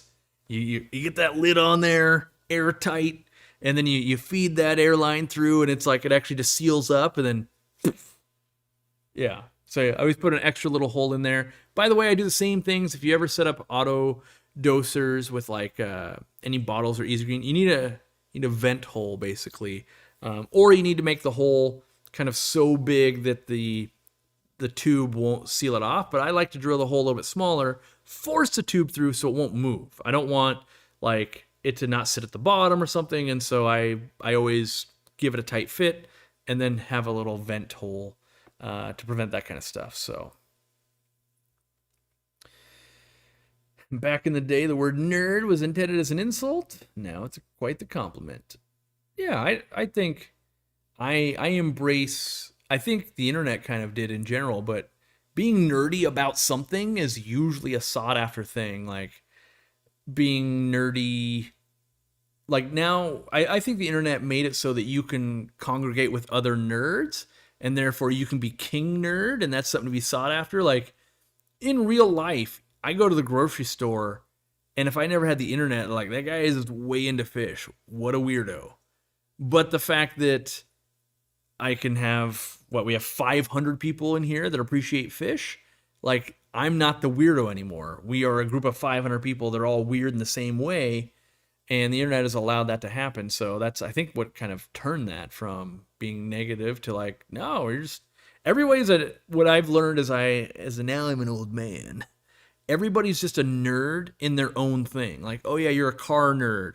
You're a sports nerd. You're a this nerd. Like, you're just nerding out about something. You know, my wife, she's a baking nerd. And how do I know? Because we probably have 3 different sizes and form factors of like cupcake holders to bring to people's parties. No non-baking nerd has that many different cupcake holders. This one does minis, this one does this one stacks, this one does this one does that. Yeah. You got to be on baking nerd level to appreciate that. I'm just going, oh yeah, that one's $30, that one's $9, this one's this, like I don't know. Yeah, okay. Yeah, I don't like that one because it does XYZ. Oh, okay. Yeah. All right. I get it. And I just know that I'm doing the same thing like in the fish world. Yeah, I don't like that one. Why? Because it does almost the exact same thing, but this one's slightly better. That's why. My life is pretty much built on that, so I understand when it's like, I don't need to know why. I get it. You got to be in, you got to know the inside baseball to know why that one's not as good as the other one, and I don't want to be that far in on this. My wife chimes in, I think I have 5. I'm sure you do. And that wouldn't even count like, oh, that's just cupcakes. Oh, we got to move cakes? Well, then I've got this one. This one, double round. This one's for smaller ones. This one's for smash cakes. This one's for... And meanwhile, all that stuff is like stored like in our pantry / garage where I'm just like, there's no way this makes any kind of sense. And then I also know like, well, I do have a 3,000 square foot building dedicated to my hobbies, so I don't really have a lot of room to talk on this. It is my job too, though, so I guess, but my wife's job was baking before we did all this, so I can't really falter there either. My 5-year-old fancy goldfish was acting unwell for the last 2 weeks, and I've discovered yesterday it had a rock stuck in its mouth. I got it out, but he still isn't swimming right. Any suggestions? Oof. Yeah, they will do that. They will get rocks stuck in there sometimes. Maybe this is a Facebook one, like post a little video like swim bladder just sitting on the bottom, or like, oh, always on the side. What part of not quite swimming right is it? And, this is where a lot of goldfish people be like, feed it some peas with the shell off. Maybe that'll help. And it might. If you have duckweed, basically any veggie stuff that'll pass through fiber, make sure they're pooping okay. That's about all you're gonna be able to do. Then someone will chime in when that doesn't work, going, "Hey, give it an Epsom salt bath. Maybe that'll do a thing." And maybe it'll do a thing. It's got a 1 in 1,000 chance of helping, but it might. And then there's probably like, yeah, you know, your living thing is eating rocks. Probably, the real answer probably comes down to this. When every once in a while you get someone where they just like, "I've got unlimited money and we got to save this soul." And I'm like, all right. Well, you had a fish that was eating rocks and one got stuck. If my dog was doing that, you probably go, "Ooh, we need X-ray or ultrasound." It probably has a stomach filled with rocks. And then you got to do surgery. And so you might be at that level of like, yeah, you might be just waiting for it to poop out some rocks, or maybe it's going to be stuck and it's never going to poop those out and it's going to be a problem. And then you got to do the, it's like $900 to find out if this guy with 2 brain cells ate rocks. Do I have that in my budget, or do I just maybe let him poop them out? I don't know, and I can't speak to that. You will know, like, yep, I got $900 and this guy's making it. And I'll at least know whether there's rocks stuck inside, and then maybe I'll be able to find a wet vet that could actually do that surgery if that was the case, and then they would be able to tell you what are the odds this thing survives. I don't know that answer, but yeah, any living thing, you start eating rocks, it ain't good, I'll tell you that. First time I've joined live. Been a big fan since 2017. I just set up my first fish room. I joined the local aquarium society in my second year of university. Love from Australia. Nice. I wonder how many clubs are on Australia. Australia is weirdly big. It's way bigger than I thought. I'm not going to get over it for a while, I'm sure. Food recommendations for a very picky group of hillstream loaches. Well, if they're super picky, make yourself some algae rocks. Just like put out a thing of water, put in aquarium water, put rocks out there, let it sit in the sun. We'll make gross algae rocks and they will love it. Also try Rapashi if you don't have that. And yeah. Does Aquariumcoop have any plans to do easy phosphorus? Yes. Here's easy phosphate. I haven't done the testing I want to do on it yet. So it is currently like top level of, hey, getting on that thing. I'm trying to decide how I want to set up the test. Let's say anyone that has to test products knows a lot of the battle is, how do I evaluate if the thing's doing the thing in a repeatable way that makes sense and I can verify? Whenever you're doing any QA process like that, I spend more time thinking of how I'm going to test this than I actually do testing. Hours and hours. Like, well, but how do I know that I have to make sure there's a deficiency first, and then I need to test what it would look like with a deficiency and too much. What would the algae be? Or this and that. How would I know it's the right dosage? And yeah, so it comes down to all that, and that's why it's still sitting there. Like, all right, it's on the to-do list. I will figure out what I'm going to do here. Put the Rapashi on stinky rocks. You can paint Rapashi. You can take like a brush while it's molten hot lava, or just dip things in it. A lot of times I used to use like piece of clay pot, just bloop, and then set it on a paper towel or something, let it harden up, and then put that in there, and yeah, kind of acts like algae. Let's see here. Let's see. Trying to catch up. I'm like mid-conversation. Dean, okay. Did you manage to shake Corey and Dean's hand for on my behalf yet? Yeah. Dean's been super busy. I do have something scheduled with him like in 2 weeks. Yeah. I missed him last week. He was at the store doing some stuff, dropping fish off, and I couldn't be there. I've been stupid busy, and Dean's been pretty busy. And we keep saying like, yeah, let's get unbusy and hang out. And we set up dates and we do, but the next time, I think I might see him twice that week, because we're also hanging out with Dan of Dan's Fish when he comes to speak that following 2 weeks from now, 3 weeks from now. I don't know. It's on the schedule. I live by a calendar. So yeah, I'll see him then, and we won't be doing any filming really because Dan will probably be doing some filming and all of that. So yeah, and I think last time we hung out we didn't film. Yeah, I'm in this weird spot where I don't want to film because I feel like, hey, we only hang out to film, but we were friends before we did filming. Let's do some more hanging out without filming, and then we'll end up filming more later. So I'm trying to get the right balance. Has there been any new developments in plenum or anoxic filtration? I seem to be getting feeds on YouTube again from Dr. Novak. I have no idea. I don't watch that guy. So I have no idea if he's broken the code on that. He is, all about that. I will find it, I do find it strange that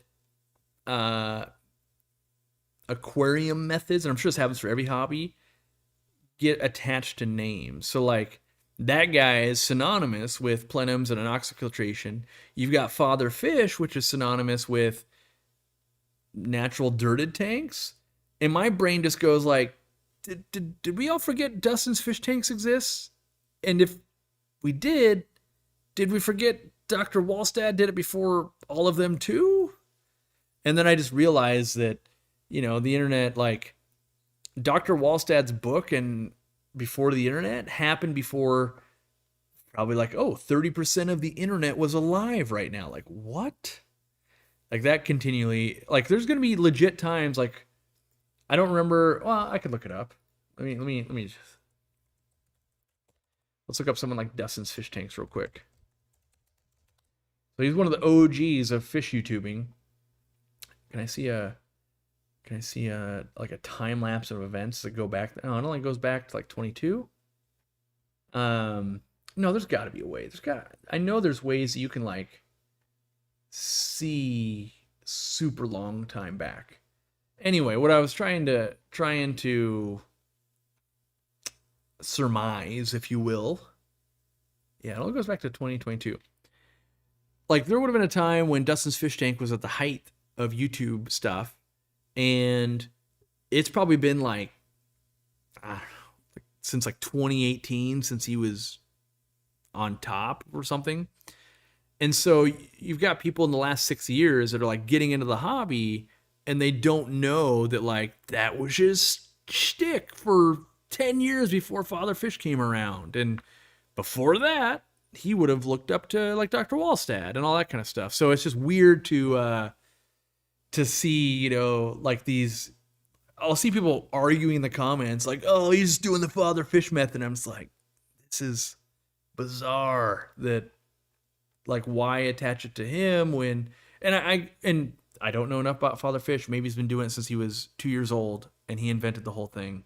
But I suspect that's not the case, that he's been doing it since he was 2. And there's also ideas happen in parallel all the time. As well, but I just, I find it weird that YouTube, because like, oh well, this person made a bunch of videos, therefore it is their method. Yeah, Corey is the easy green guy. What am I right now? I bet you I'm the guy that keeps terrible fish tanks and has too big of a following. I would be like, yep, that's me. In fact, I submitted a bunch of fish that I had bred to the program of my local club, and I might actually qualify for master breeder now. Because now that I don't manage the program, I'm submitting the stuff that I've bred. And I've seen how far, I guess I've seen how much time I've lost. My last submissions for fish and plants were in 2015. So 2 years after I'd opened my store was the last time I had submitted stuff. And I'm thinking, you know how much stuff that I've bred and grown in 9 years that I just didn't document? Like it's all documented on YouTube. But yeah, so that's why I was like, I need to get back to my roots of like, I breed fish. I grow plants. I have less tanks. I enjoy the hobby. I do these things. And yes, I still have to go to work, but I had to go to work back then too. I just need to get back to my roots. So yeah, I think you guys will see this in a video coming up. Which by the way, you guys are, hanging out in the live streams. You guys are like the super nerd fans. The next few videos suck. I'm not happy with them. I've been too busy, and so they're they're what's going on in the fish room and everything. But I'm basically TLDRing like, hey, I'm getting back to the roots. This will become a planted tank. African sticklers are going to go to a tank over there. I installed CO2 over here. I've been replanting, and I want to get back to. I've got 15 tanks that look dope and are planted, and I'm never going to show them. That's basically what I'm doing. Is like I'm going to make talking head videos using my experience over the last 15 years, and less showing you what I'm doing. And then one day you're going to be like, "Oh, your aquariums aren't the worst today," and I'll go, "Wait till next week. I can totally neglect them again." But the problem is when I want to film it all the time, I end up not doing stuff. I'm like, well, that should really be a video. And then I just don't do it. And so that whole time thing, if I just go, you know what, I'm not filming any of this crap, all of a sudden I start getting a lot done. Like I started making a video about the redoing the 800 gallon, and it was getting dumb. I'm like, this is 10 minutes and I put in 600 pounds of substrate, and I've talked about substrate. This is real dumb. And I'm like, I should just show it when it looks cool, when it's done. And that's going to take like 6 to 8 months because it takes a long time or a stupid amount of money to make an 800 gallon tank look cool quickly.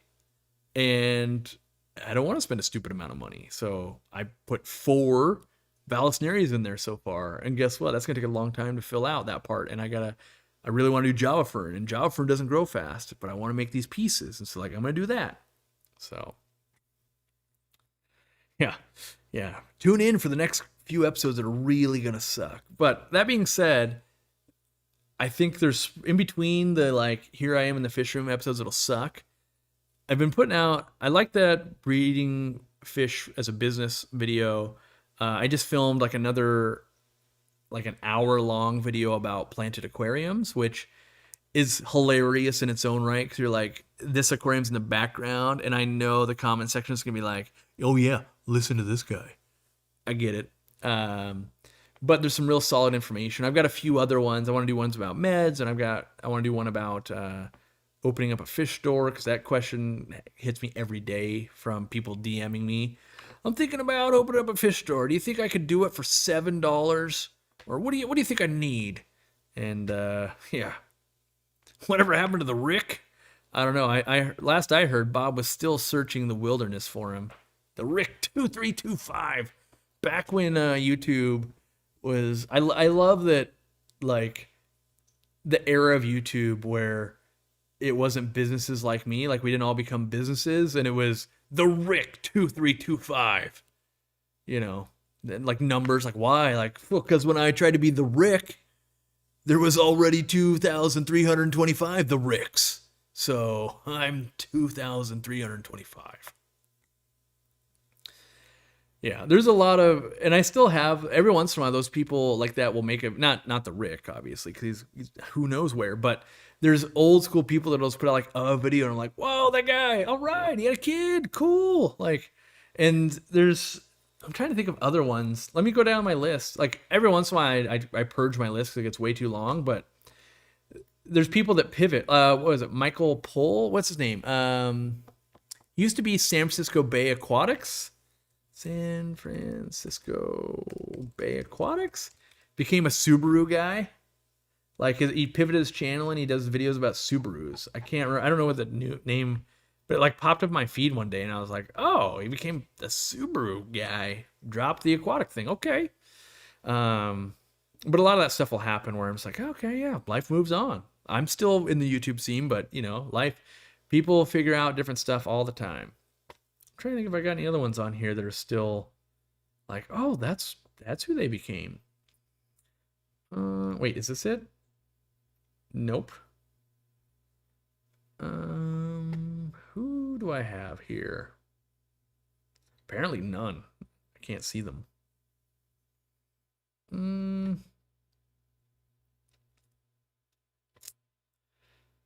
Man, this is great content, huh? Looking at my list, trying to find the one thing that I can't find.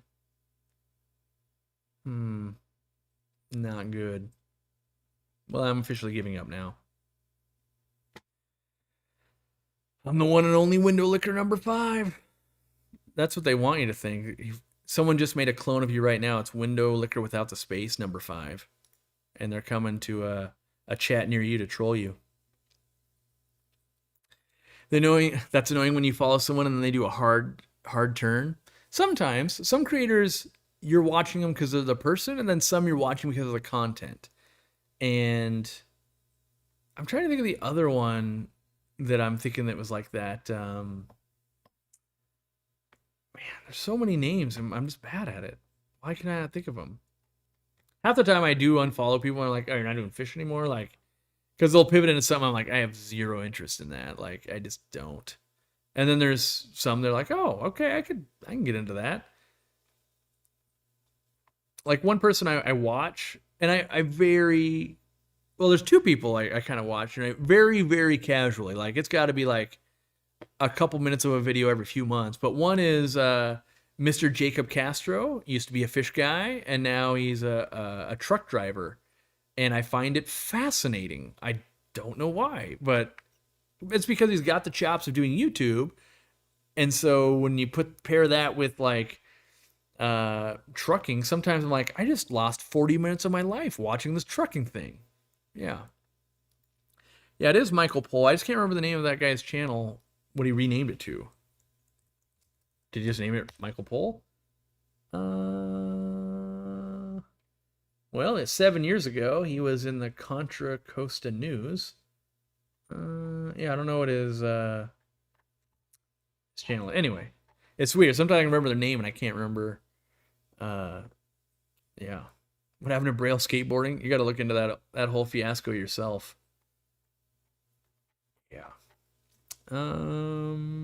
Yeah. Just an ocean aquarium in San Francisco would be a good update. I've been thinking about that a little bit. I also thought about potentially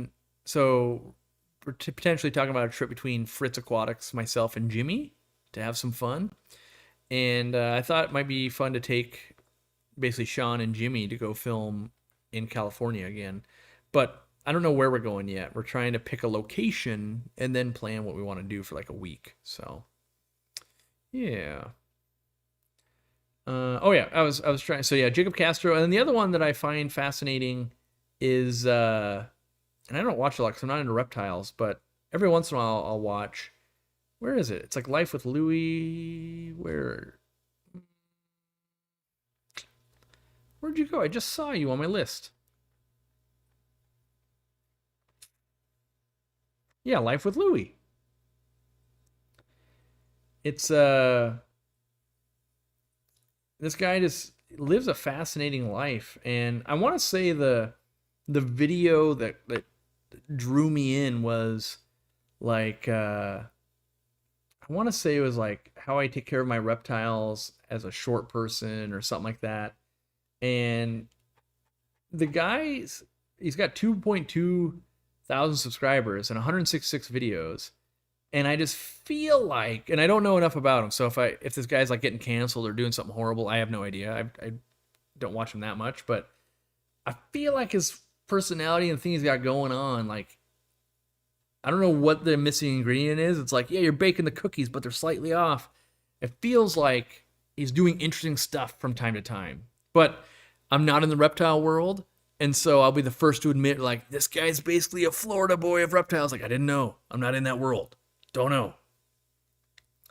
But I kept thinking, like, this guy should get into aquariums. Like, he's got all these reptiles and all this cool stuff that he's doing, but yeah.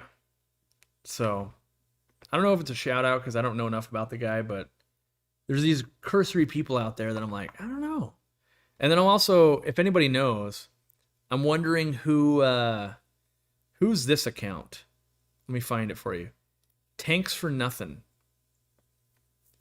Like I'm wondering, like they must be somebody that knows the algorithm well, because they, like, over a year ago put out their first video of a banger of 2.2 million, put out another video at 3.4 million, and another video at 5.9 million, then dropped off like the face of the earth for like a year, put out another video at 699,000, and now it's been like 3 or 4 months. So I'm wondering, like, who this person is. Probably the behind the scenes person of another successful channel or niche or something, and for whatever reason they aren't making a career out of it, which means usually they either can't and they have to remain anonymous, or B, um, they've got something going on in real life, like, oh yeah, that guy is actually, or girl, whoever, is doing insanely well in this career, and this is just like their skills transfer over and they're good at this too. So, yeah. The person buys bots? I don't think so. I mean, maybe. The videos are so well edited, though. Nah, I don't think so. Because, like, so it's got 5.9 million views. It's also got 8,000 comments. And when you read through the comments, they don't seem AI generated or bot generated. So I think, because for a while, he was all over that. He was like Foo the Flower Horn in Hard, which that sounds weird if you have no idea who Foo the Flower Horn is. But, like, he basically took that style and did it really, really well for a little bit. So, yeah.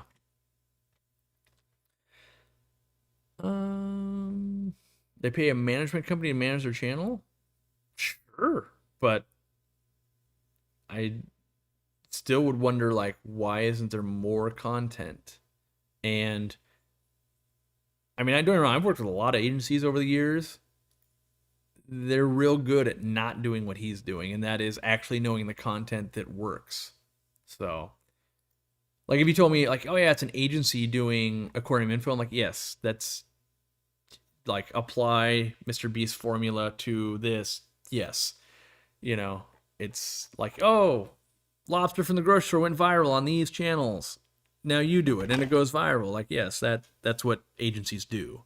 But yeah. Let's see.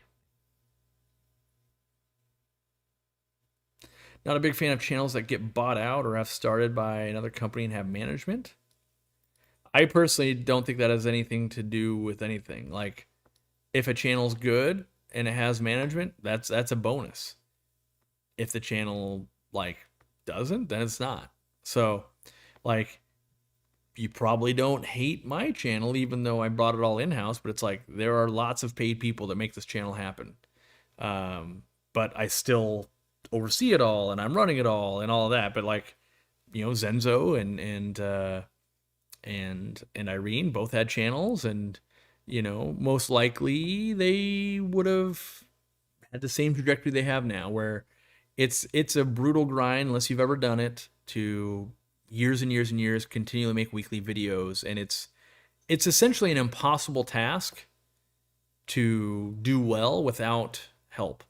So I know, like, Joey, King of DIY, does it by himself. That's some discipline, because it is not. I don't think I'd still be doing it if it was only me, honestly, if I'm being truthful. But most businesses are that way. Like, you don't try to be like, I hope it's only me digging the same ditch 10 years from now. You hope to expand. You hope to make things easier, hire the things you're bad at, get help, all that. Let's see here. What type of wood is that on the wall behind me? I think they call it shiplap. It's basically, I don't know.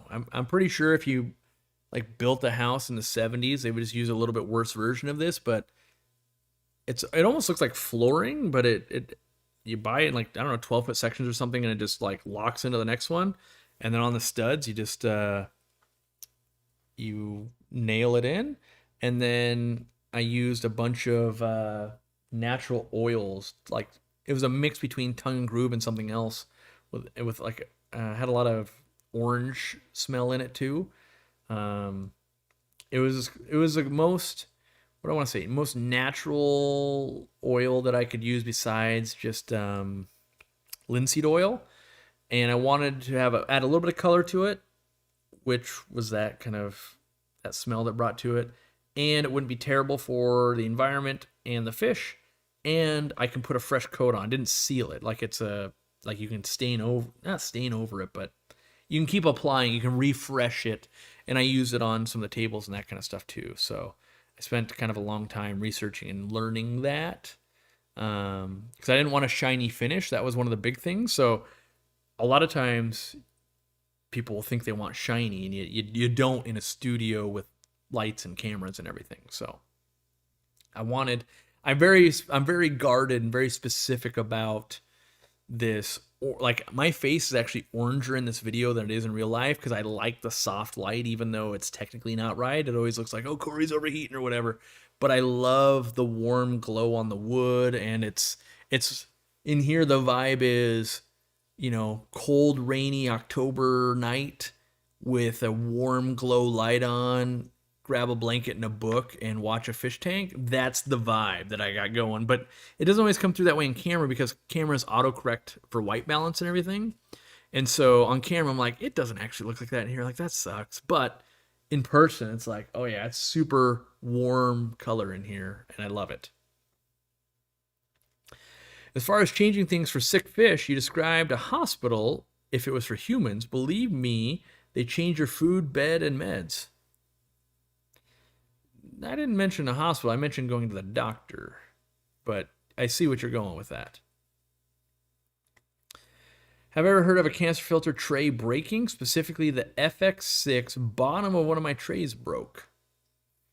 I've never had it happen for me. I mean, I could see if you dropped it, but I've never had one. I've never had one break. But I've only used, like, I don't know, 20 of them, so that's not a huge sample size. But yeah, you should be able to track one down. In theory, there should be parts somewhere on the internet to buy a tray.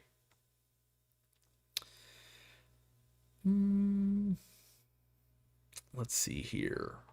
We got about 9 minutes left, and I think my chat's not updating the way I want it to. Yeah, there we go.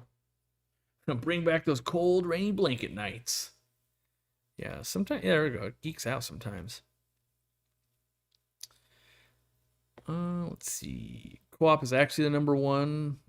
Wait, it's actually one of the first fish channels I followed when I got back into the hobby. I can't lie. I was kind of falling into the fanboy group. Now I'm just a boy that's a fan. 44-year-old boy. Yeah.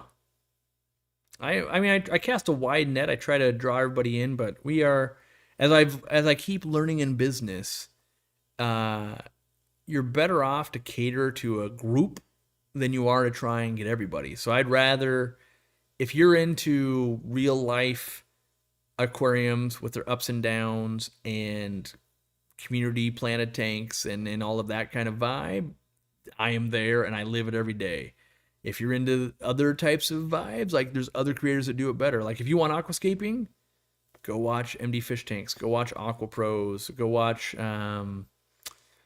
Yuri's. And there's people that just, like, they live that, which, in my opinion, it's a consumption model. Like, most times the aquascapers I meet, it's like, oh no, I do this for work. Like, are you kidding me? Like, this is an insane amount of work. I would, they'll have like a nice aquarium, but it is not, it's beneficial for them. And they have mad skills and all of that, but it is definitely like, that is a treadmill that I am glad I don't have to be on. I don't want to be setting up and tearing tanks down like nonstop. And I got sidetracked. You remember Steve Poland? I do. I always thought he should have been one of the big. I thought, I'm still waiting for who is the top of the pile. Who's the 1 million subscriber channel for African cichlids? It's a big hobby, and you watch so many of them. Like, there it goes and there it goes. Like, I don't know why. I just don't understand why there's not.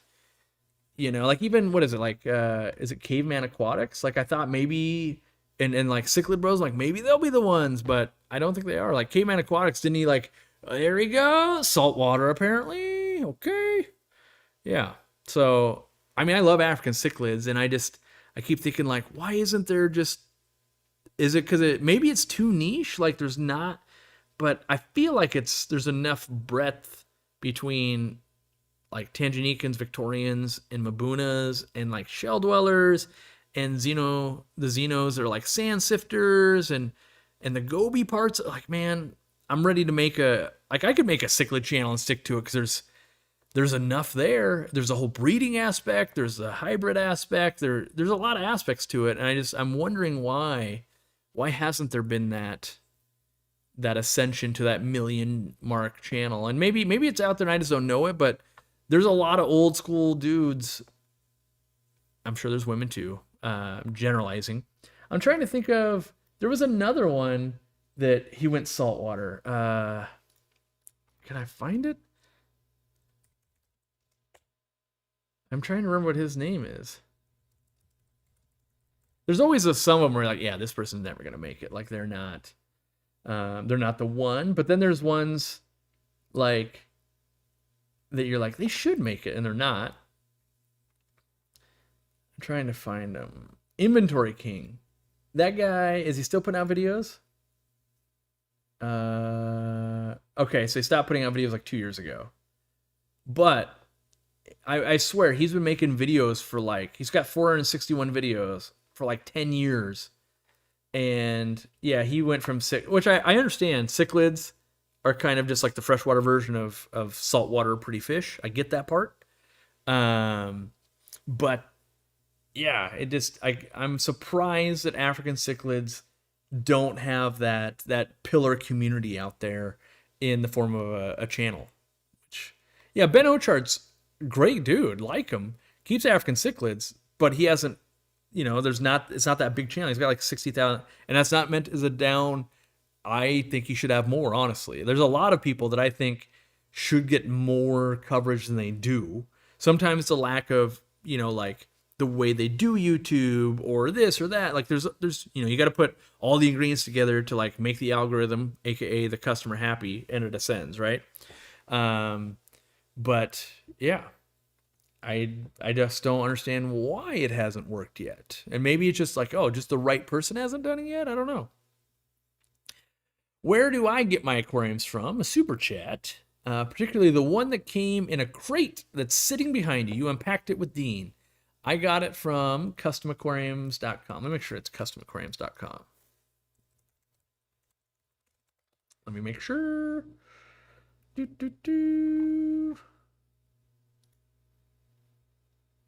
this? Let me make sure. Are you doing what I wanted you to do? Yes. customaquariums.com. Something like this behind me is crazy expensive, but the build quality is awesome. My guess is something like this is like $3,800. And you're going, for a 150-gallon tank? You gotta be crazy, bro. But you literally get to pick out what type of wood, what type of stain for the stand. The glass is extra thick. I've got super clear panels. I got the black silicone. That background that's on there, the black, is something they do for you. The crating was amazing. So it's definitely one of those, like, if you want to, like, I want to order it and have it arrive in 3 months and be amazing and pay big money, it will deliver.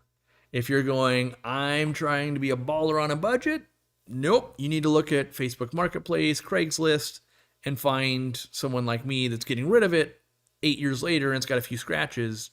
That's how you get that, in my opinion.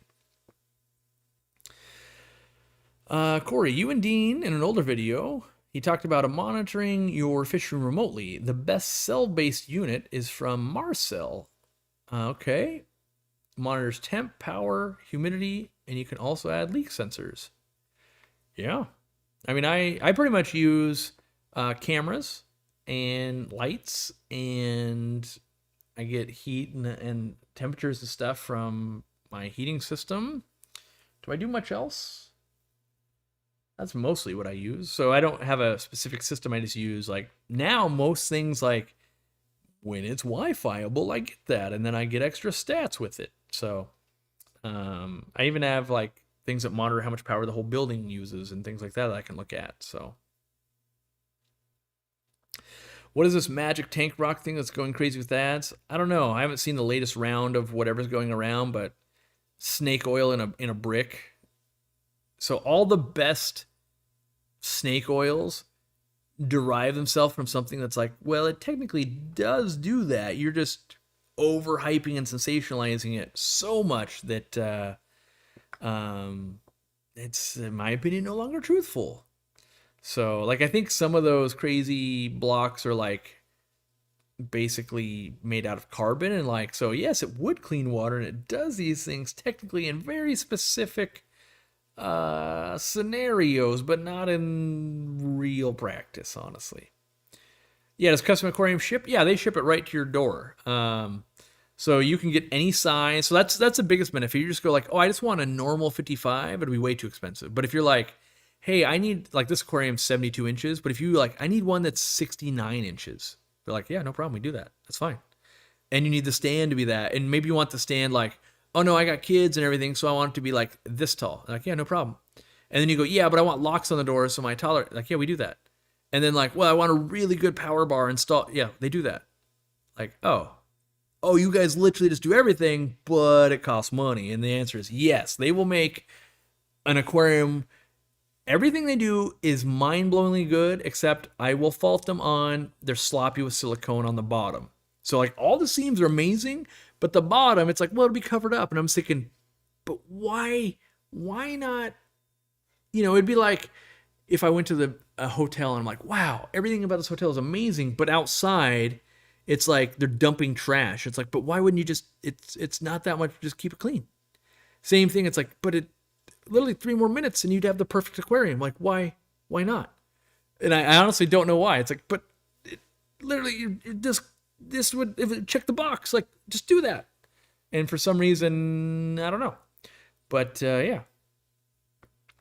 I feel like it's not actually that bad. I spent $1,000 for my 75 gallon. Yeah, I mean, it's real wood. Like, it's not press board. It's not like pine crappy wood. Like, these things are real heavy. It's no joke. So just know that. The quality is amazing. I love it. And I love how clear it is and all that. And yes. But I also don't want to be the guy like, and I don't have an affiliate deal or anything with them. So you're getting honest. You know, if you buy 100 tanks, I don't get anything. You buy no tanks, I don't get anything.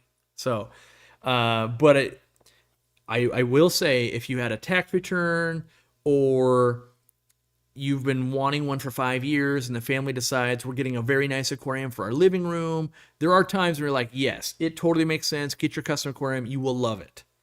And then there's like, yeah, I just want a big tank because my fish is getting bigger and it's going to be in my garage or this room. Like, yeah, you probably just grab a great deal used, and that's great too.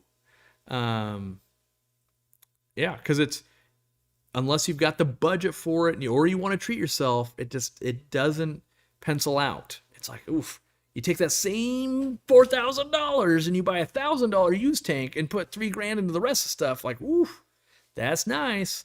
But if you're someone that's like, yeah, but a scratch would drive me nuts, or this or that, or I really want, you know, this wood color to match this wood color a lot better, or like in my house, I have really dark woods, and so it's like, I want that to match. Like, they can do that. Yes, you could pay a cabinet shop, but the cabinet shop will do it, and then you're like, oh, it's $2,000. Like, it's actually cheaper to buy from there, and then I could have got the grad tank and this and that. So,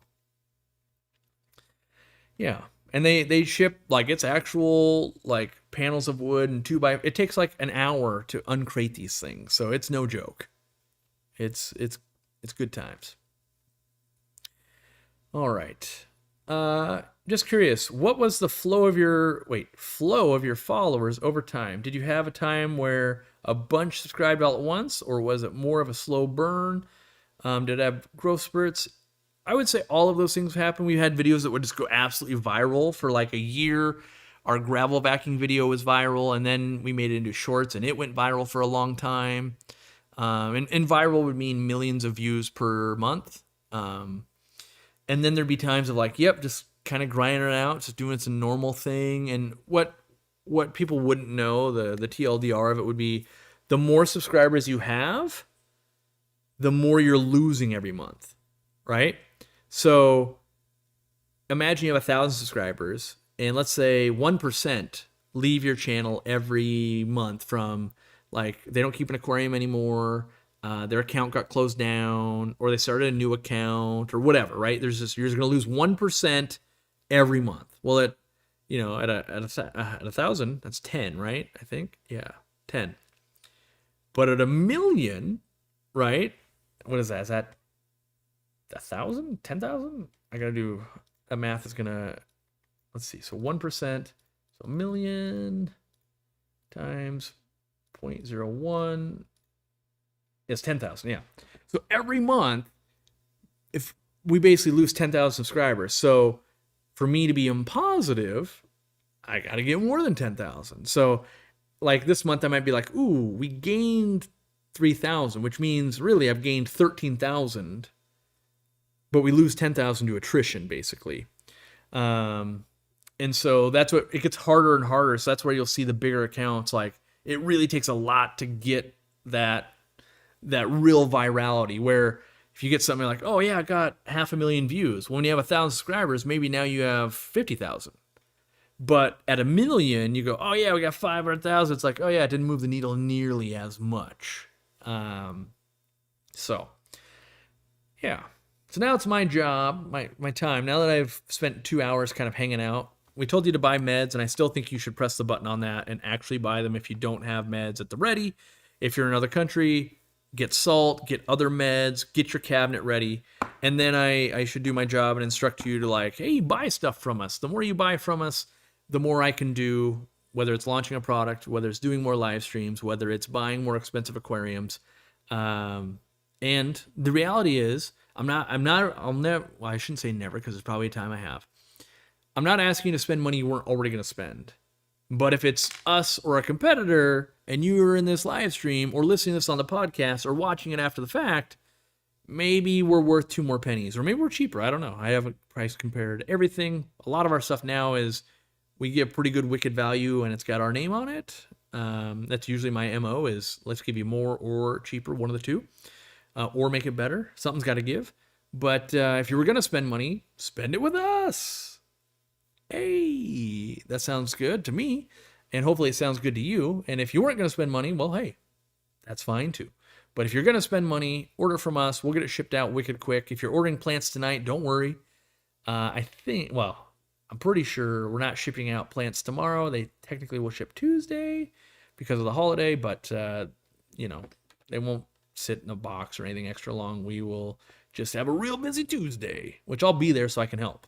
So, order all our stuff, and that's helpful. Comment on all our stuff. Ooh, but participate in our new community feature. You got to go on the mobile app. It's only there. You got to do it there. Participate, and there's a million ways in which you can say thank you. You can do it with a super chat like Leo right there. You can become a member. You can become a subscriber. You can watch our stuff. You can buy from us. You can buy from a partner store. You can support a partner store.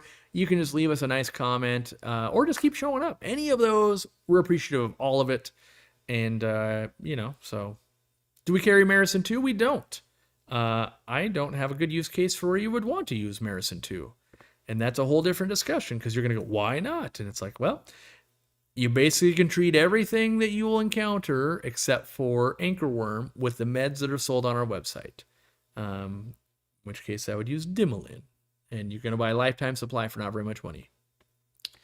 Let's wrap it up with this super chat.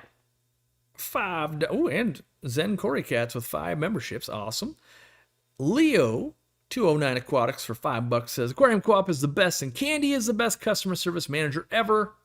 P.S. Bobbert told me to tell you, welcome to Costco. I love you. Yeah, that's right. The best documentary ever. I already saved $5 for my membership with a 5% discount on the website. Alyssa, Candy, and the crew is the best. That's right. All of our people are amazing. They try really hard. If it wasn't so weird for people to get on camera, they get sketched out. But the more of my people that you meet, you'd be like, they got just a good thing going on here. Like everybody, they're in it. Like they truly will surface issues like, hey, I noticed this. Like, do we know about this yet? And, they're really looking out for plant quality and just dented boxes, and they want to do a good job. So we're hitting that sweet spot, and I like it. So, at least know that the money you do spend with us, all the employees, they're appreciative for it. They care about the company. I guess I can't say all. I'm sure there's somebody in the corner going, how dare that guy? But for the most part, we got a good thing going, and people, I believe, are enjoying it, and I will try to do better every day. So thanks for supporting us. We'll try to support you, support a local partner store. In fact, I've got to meet up with one of them this week coming up. And yeah, we're in it to win it, says Purple Cat Audio. And with that, we're calling it a day. I'm queuing up the button. I'll see you next Sunday. Don't worry, I'm back well before then. I will be here next Sunday. Hopefully you guys are making a routine, getting stuff done. Don't wait till tomorrow. Get it done today. It might be, let's see, it's 8:10 on the East Coast. You got an hour or two. You could keep doing stuff. Your light's still on. You could do it. But for now, I'm going to go pet the dogs and start packing and making a list of all the stuff I need to make sure I get done, even though I'm flying. So thank you again. Visit our retail store. And yeah, when am I visiting the retail store again? I don't know. A couple times a week, every week. If you see me there, say hi. Otherwise, it's by happen chance. We'll see ya.